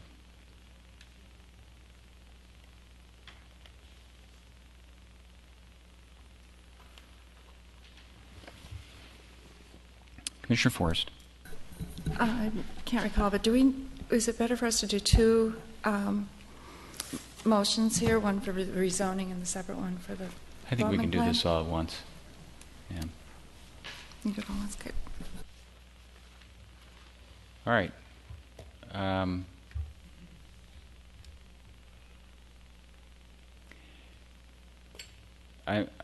going to support the motion. I just, to elaborate, we've had a number of discussions about the need to articulate what we mean when we say pedestrian-friendly, vibrant streetscape. And we just got to do that because it's really, I mean, to go through this round after round where we're kind of jockeying our way to what we want, and I just think in fairness to the applicants, we need to be more straightforward about what those things look like if we're going to require this stuff. So, having said that, if there's no further discussion, Commissioner Carr. With regard to that latter amendment about keeping the doors open during business hours, I'm not quite sure how you would actually enforce that. So I think it's wishful thinking on our part to put it in as a condition. I don't mind putting it in, but I'm not sure how it will actually be enforced. Well, I don't know the answer to that. I'm just raising it as an issue. It sounds like it's more wishful thinking on our part rather than something that actually could be enforced. But Commissioner Forrest. I see. I really do. I agree with Commissioner Carr on that. I'm concerned about it as well, but perhaps we could go with something about that those doors will remain accessible doors, and that they, that they aren't to be functional doors, that they won't be blocked off with displays or something on the inside, that kind of thing. That might be easier than saying you have to keep it unlocked and whatever. I would rather just leave it the way it is. Yeah. And if we run into the issue where they are locked during business hours, contrary to the motion, and I'll point out that what we're doing is we're recommending this to the City Council, and the City Council may be able to define an enforcement method. It's hard. It would be hard for us to unapprove this in the future, and we've had this issue with other conditions that we placed related to, like broadly sustainability. We have no way to go back and unapprove and change the way the building functions. I think it's really important, as Chair Staunton was saying, that we actually begin the process of drawing the line in the sand about how we create pedestrian environments. And this is important. It's important enough that it's in our comprehensive plan. And if there is an ability or lack of ability to enforce it at some point, then staff can come back to us. But at least we've said our goal is to have those doors open and operable during business hours.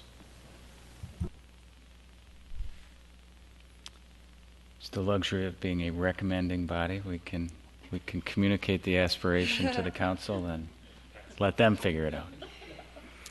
All right. So if there's no further discussion, all in favor say aye. Aye. Opposed say nay. Nay. So nay from Commissioner Lee and Commissioner Forrest. All right. Thank you, gentlemen. Appreciate your patience and time. This will go to the council When? October 7th. October 7th. All right, very good. All right, that concludes our public hearings for the evening. Next on the agenda is reports and recommendations, and the one item we have under reports and recommendations is the 2015 work plan. You have in your packets a revised 2015 annual work plan draft. Carrie, can you perhaps kind of walk us through what you've done with this document since we met last? Certainly. I've taken the comments that we, our discussion points from the last meeting, and hopefully captured them all. I've included. We haven't pulled out our process tracker in regard to the our zoning ordinance work, so I attached that as well to maybe we could have some discussion around what types of zoning ordinance amendments that we'd like to tackle in 2015. The ones that appear there, the top three, are ones that we have talked about but haven't gotten to. The parking regulations, this has been on the list for a while. Then the lighting ordinance, this would be phase 2. We're going to do phase 1 here next month, and then phase 2 would be 2015. And then probably the most important is the grading and drainage that we've been talking about recently, and making some of the changes with engineering to, at least in the zoning part of the ordinance, in regard to this issue. We want to clean that up, make that clear, something that's easy for engineering to enforce as they're. You see that as 2015? Well, it's underway now because they're working on it. But by the time that we have an ordinance before us, it'll probably be 2015. Yep. So at our last meeting, at our last regular meeting, it followed a work session that we had with staff walking through kind of how a typical application goes through the process with engineering, with the building officials, with planning officials. And out of that came a number of, I thought, very good ideas from the commission. And what I'd like to, I think would be really helpful, is to summarize those from the minutes that Jackie will be working on. But I'd like to get an itemized kind of list of those for our next meeting, so that we can incorporate that into what our expectations are, because I think there were some really good discussion points on that. And you're certainly right, Carrie, that having certainty and clarity with respect to the standard for stormwater management in residential areas is important. And one of the revelations was that the language we have in the code is basically up to the engineer's interpretation, and there's some frustration by everybody who's part of that process with the way that's working. So I'd like to see us make that part of it. The other thing that I would suggest, and I don't know whether it goes into the work plan directly or into the zoning ordinance stuff, but is the item we just finished discussing, which is the street front standards. I don't know what label we're going to come up with for that, but I just think this particular application that we just considered is such a great example of how it's frustrating for everybody involved in it. It's frustrating for the applicant, it's frustrating for us, because we think we're getting it to do what we want it to do, and then it doesn't turn out the way we wanted it to. And we've got to figure out some recipe for giving people guidance about what it is we're looking for, so that people can understand it. I did include that. It's under the policy recommendations. We talked about it a little bit last time, and we thought that it's kind of part of the living streets, where we would, bringing buildings up to the street, that maybe we create a policy that the Planning Commission approves, agrees on, that anyone seeking a variance that we...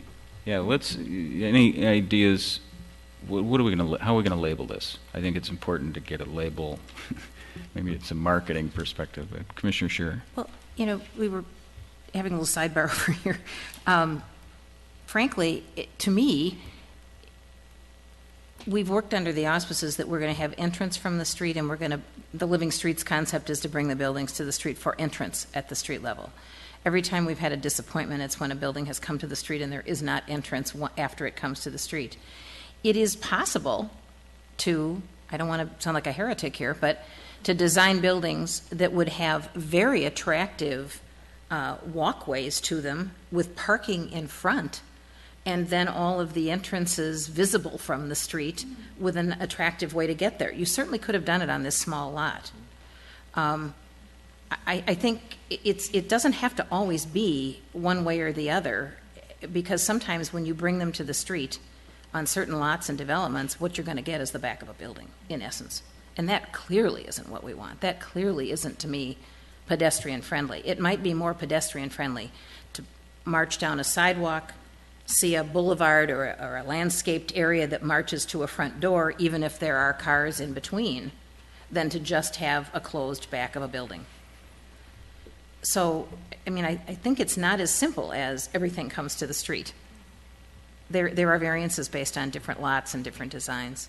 The thing we have to communicate is we want the friendliness of the access from the street, not marching over parking lots totally, and we want more sidewalk friendly or street walking accesses to those fronts of the buildings. Commissioner Schroeder. I would echo that. What we're really trying to do is find a way with the notion that we heard last time when we heard about living streets. It's about finding a way for the building on the site to be connected to the street, whether it's adjacent to the sidewalk at the edge of the street, or whether it's walking. And we have some buildings that are set long distances from the public sidewalk, but there still is a need, if we're going through the process on France Avenue, for instance, about creating abilities to cross France Avenue, walk along France Avenue. People still have to get to the public sidewalk regardless of where the building is located. So I think it's about connectivity between buildings and the public realm that needs to be framed, whether it's buildings up against the street or not.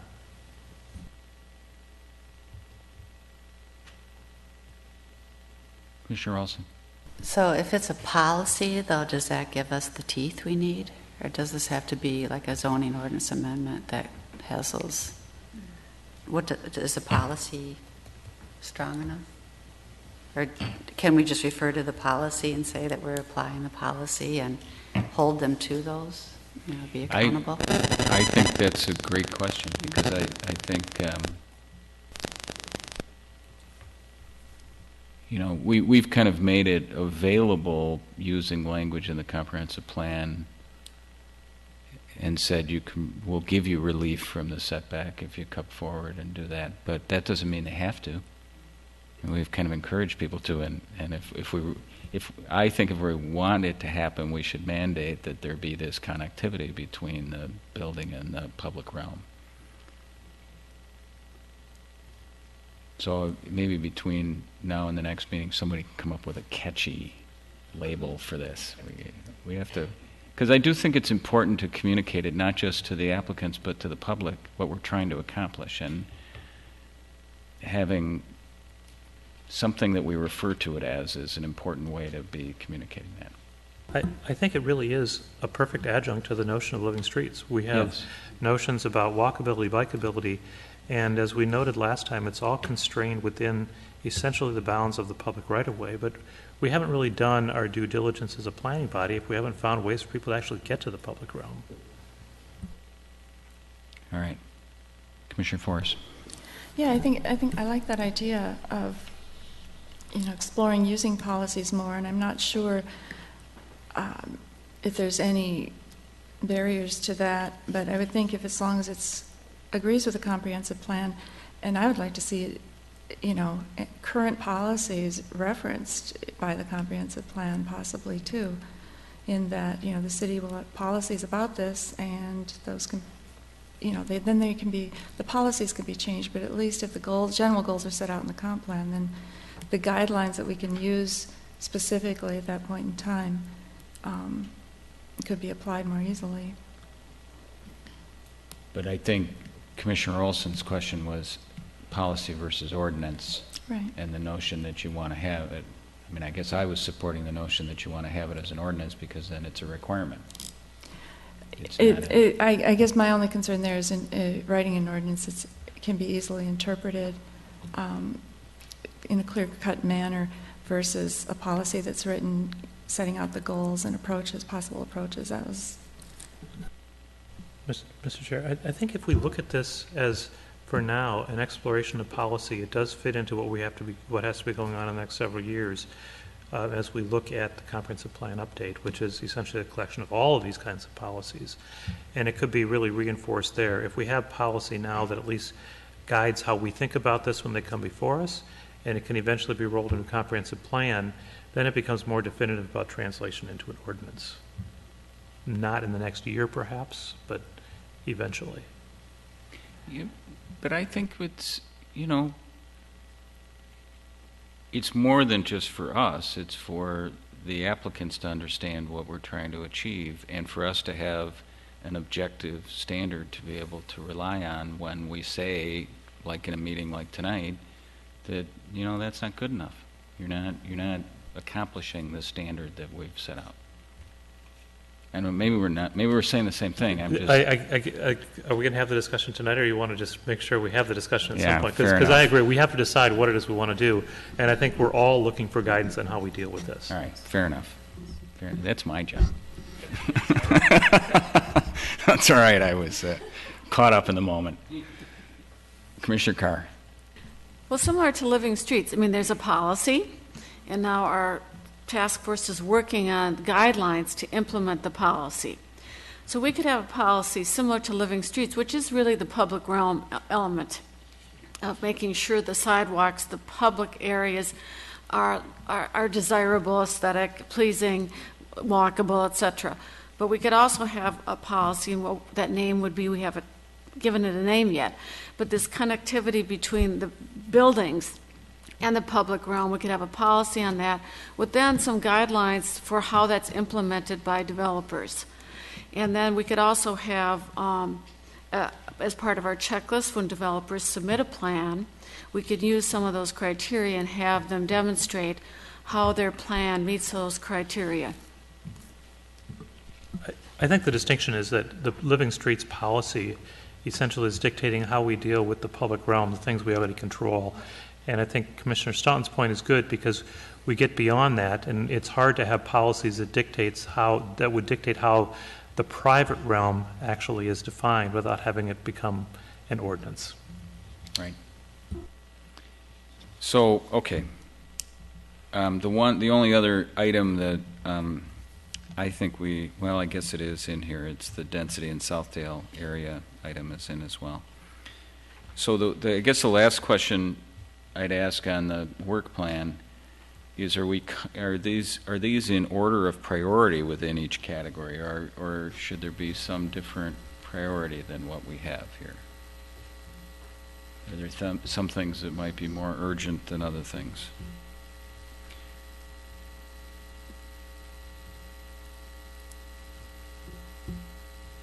Commissioner Carr.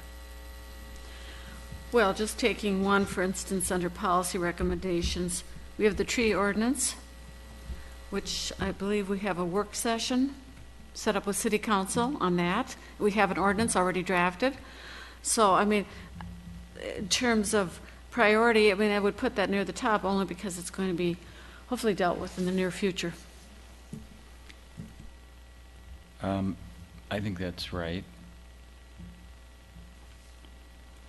I also think that the density in the Southdale area, that events are pushing us on that we're going to have to deal with that sooner rather than later. We saw a sketch plan on the 7200 project, and that could come back to us at any time. I don't know what the plan is, but then we're going to face that same question again. So I'd like to see that move up the list, and I think on that same notion, this connectivity of buildings to the public realm it just keeps getting dictated to us every time we encounter these kinds of projects.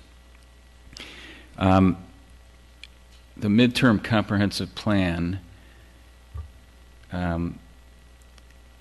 we've got a deadline of 2018 for a comprehensive plan update, and so the clock is ticking on that, but part of the reason that we haven't really moved forward on that is I think that staff has encouraged us to wait until the visioning process that is underway has gotten far enough to be able to make that happen. So I know that visioning process just kicked off the other night, and we'll talk about that in a minute, but that one may be able to move. Perhaps it's not quite as urgent as those other ones. So I guess I would suggest we move the tree ordinance to the top, density and living streets / connectivity of buildings be in that second spot. The monitoring of residential redevelopment standards, well, I guess the drainage is in the other place, so I'm not as worried about that. Then maybe midterm comp plan, then the sustainability, and then the monitoring of residential redevelopment standards.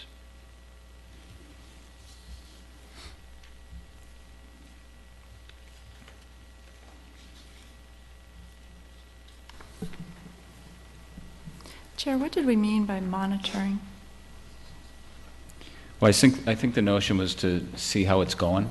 We recommended some changes as a part of the residential redevelopment study that you and Commissioner Potts and Commissioner Platter led, that got implemented about a year ago, and we've been talking about seeing how that's going. I think the major item that has come out of that has been the stormwater management drainage issues. But we kind of have that separately carved out as zoning ordinance amendments. And I think the other ones we just kind of keep seeing if it's working the way we envisioned it to work and if there's any adjustments that we need to recommend to the council on those things. To me right now that feels a little less urgent than these other items. See, and that's where I'm thinking it's still pretty urgent when I hear people out in the real world.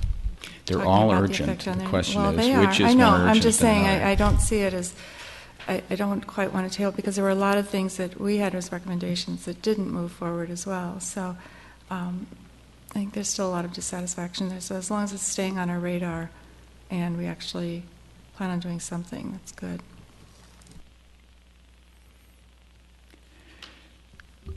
When it comes to the stormwater issues, have we done an assessment of the stormwater systems in the city and kind of an audit of how well they're working and how functional they are? Carrie, that's probably a good question for you. Or maybe it's a good question for you to ask engineering. To ask engineering. I know they have,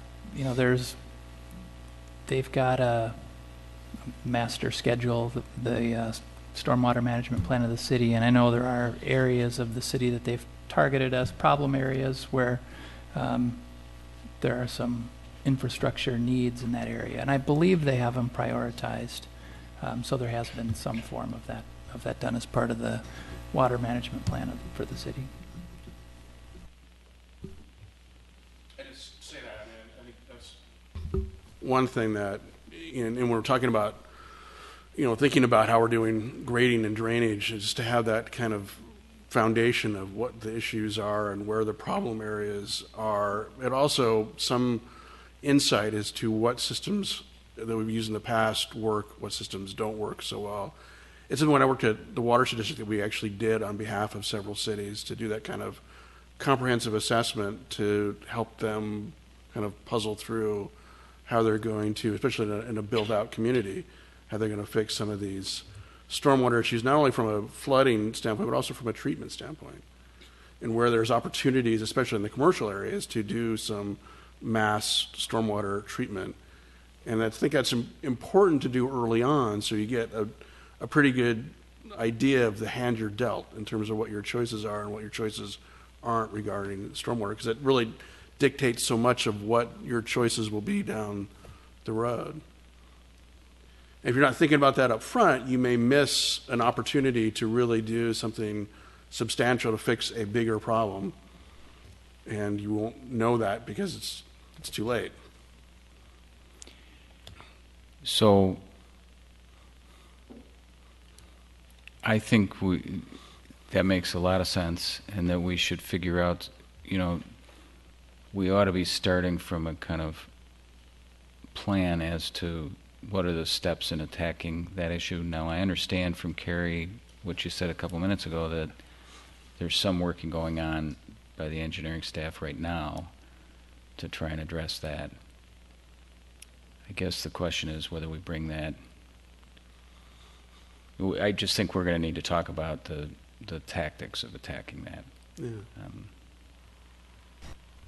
Wouldn't that be sort of part of, it seems to me that was part of, that question seemed to have come up in our discussion during the building permitting process. I think Arlene or someone asked that question about where is the water draining to? Where are the main points and what's the flow? So I think that's when it came up. So maybe that's part of the report or the summary. And from there, we kind of look at that. So when it comes back to us at that first meeting in October, we maybe talk about a game plan for tackling that. We can do that. We're probably going to need engineering staff when we're getting into these kind of issues to be present at the meeting. I just don't have the expertise to answer some of these questions. Very good question. Carrie, when is the council expecting to work through these? Yeah, I believe it is their first meeting in October. Okay. So the goal is to get the work plan ironed out sometime this month. That doesn't necessarily have to be this evening.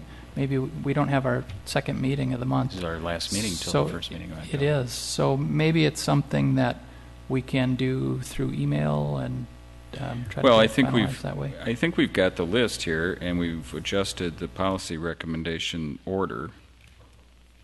You know, I think it's probably ready to go to the council.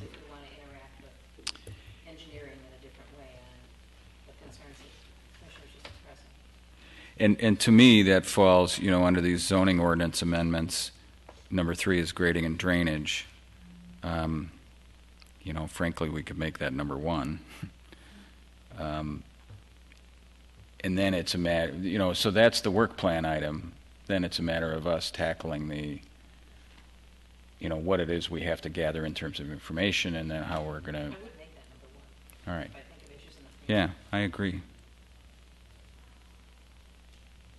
So if we made that number 1, then we've taken care of it in terms of telling the council that's a top priority for us in the zoning ordinance, and then it's up to us to kind of choreograph how we tackle it. Commissioner Forrest? It'd be nice to just have some clarity that perhaps engineering can provide for us. What is in place, what assessments have been done, and secondly, I'd like to be more clear on what falls under zoning ordinance, and then what really falls under building ordinance or state statute or watershed and whatever. So what is it actually that we are being looked to address? Good. All right. Any other things on the work plan? Commissioner Carr. I noticed that you had a process tracker, on the Edina zoning ordinance work plan, and there were a few items on there that I hadn't really heard about before, so I thought, Planner Teague, maybe you could give me an update on if this is something that's been brought to the attention of the City Council or the Planning Commission, but I know you've got outdoor fireplaces, front yard gardens, wind turbines, and solar and drive-through windows. Yeah, the council is aware this is usually attached to our work plan, and the list used to be quite lengthy. We knocked quite a few of them off a few years back when development wasn't we weren't quite as busy as we are today. So these are kind of the leftover remnants of that lengthy list that we created probably 4 or 5 years ago now.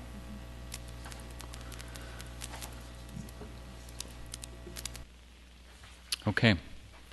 I don't know, Carrie, you need anything else from us on the work plan to take that to the council? I don't think so. I think okay. Good. All right. Next item is correspondence and petitions, attendance, and I don't know if there's a council update as well. I'll note that Commissioner Hobbs has moved into first place as a 100% attendance. Thank you. I wanted to note that. Yeah, is now and has kept his record unblemished with 2 consecutive meetings that he's attended. So congratulations to our newest member. I do have a correction on that. Oh, all right. Okay, so for Jackie, actually, I'm showing as having attended the first meeting in July, and I was absent. And then the total number of attendants should be 10, not 9, even with that one being deducted. Total number should be 10. Commissioner Halva.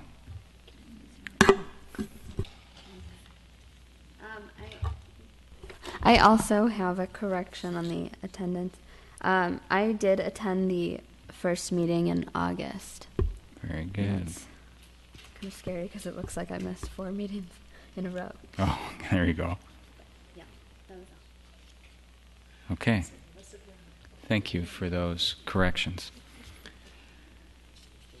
All right, so Chair and Commission comments. I want to just lead off my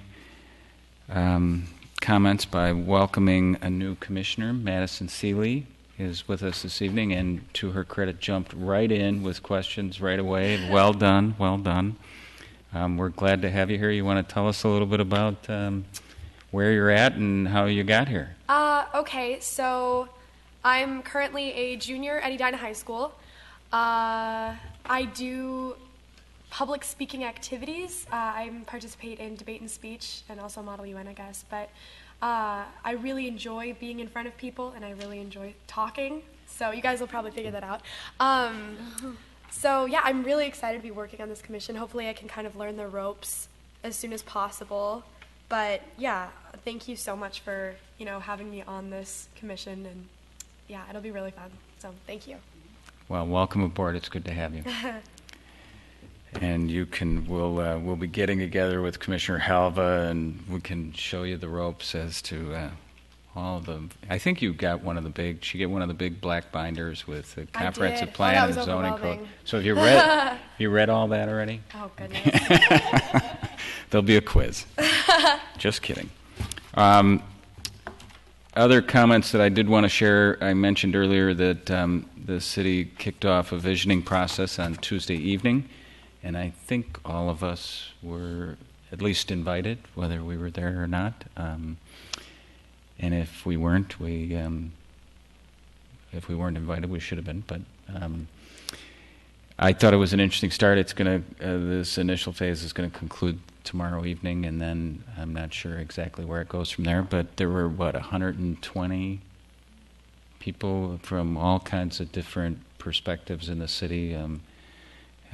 Business associations, commissioners, council members. It was an interesting initial discussion. The other thing that I was going to share is, in terms of Grandview, the City Council did interview 4 teams that submitted letters of interest in response to the request for interest on the Grandview project. They interviewed them in a work session on September 2nd. And as I understand it, are going to have some further discussion on what direction to go with that in a work session that they're going to have on the 16th of September. And that will be prior to their regular meeting, and so watch for notice on that. But certainly the public is welcome, and anyone who's watching who's interested in that should take note. And so that's all I have. Other comments from other commissioners? Commissioner Forrest?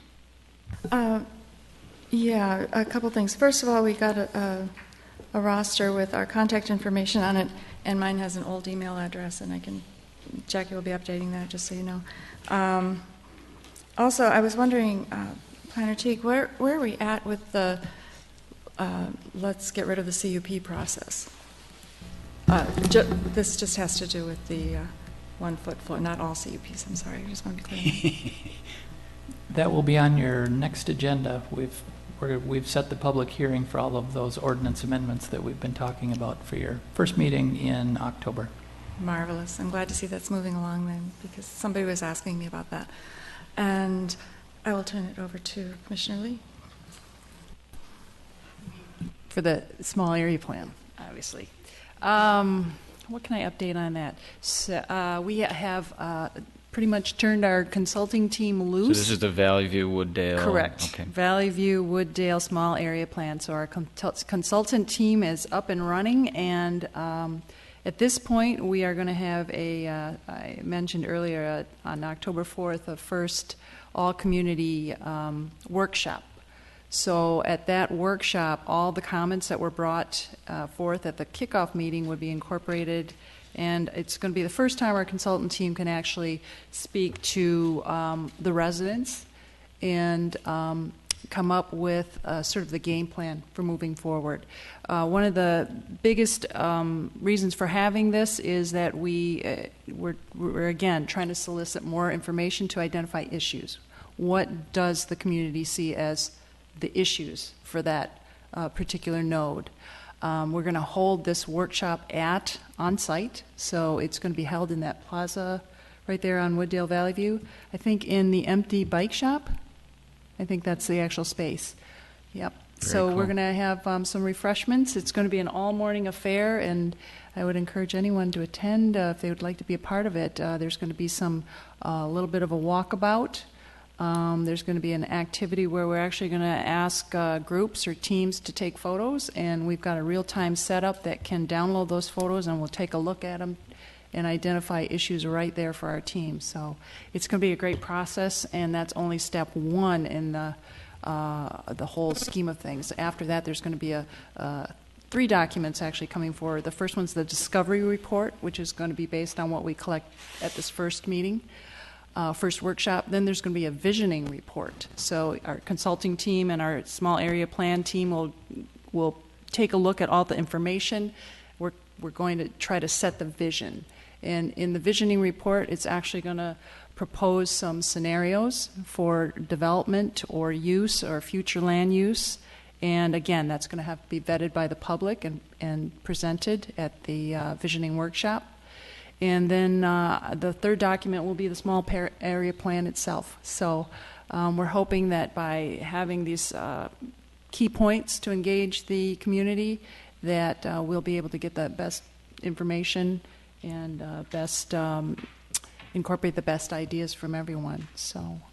And so, what's the date on this initial or this upcoming This first meeting? one's October 4th, and it's going to be at 8 a.m., although that's really just the coffee hour. We'll get started at 9, so essentially it's running from 8 to 12 noon. And it'll be at the old Edina bike shop in that plaza. What are we calling it? Snuffy's Plaza? I don't know. Snuffy's Near- Plaza. Yeah, near where the old Wally's And any gas member of station. the public is welcome? Yes, obviously, I think we'll capture the majority of people probably are residents in that area, but business owners are attending that as well. There's several businesses in that node, and all of our planning team committee members will be attending. So we're doing a big get the word out. So we're hoping we'll reach everyone who wants to possibly attend to be able to attend. Terrific. I'd like to add to that, too. If anybody's interested in their hearing this, or they see any minutes that mention this, there's a lot of information currently on the city website. We're trying to archive documents, including working documents, on the city website. So look for links to the small area So if you plan. go to planning, then there'll be a Wooddale Valley View tab under that, Carrie? It's almost easier to just go to the search thing and write in Wooddale Valley View Small All right. Area Plan at this Okay. point, until we can Good. identify a really slick way.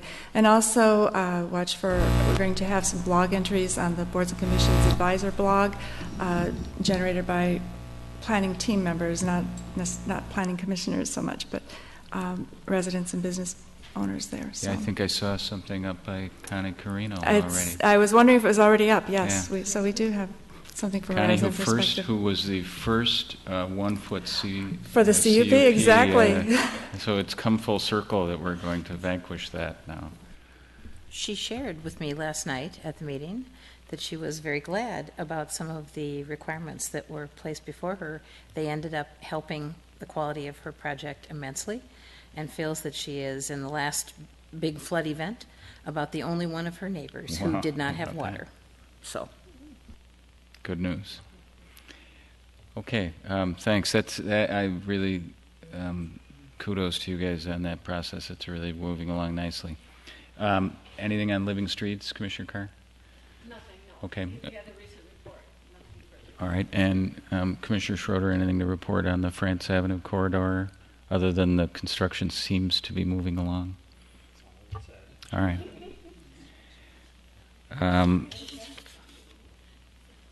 Comments? Any other comments from the commission? Anything to share? Staff? Just a couple of statistics that I just received today. We have 83 new single-family home building permits for this year. So this isn't demo permits. This is new building starts for the year. Last year we had 106 total, so I would anticipate we'll set a new record in that regard.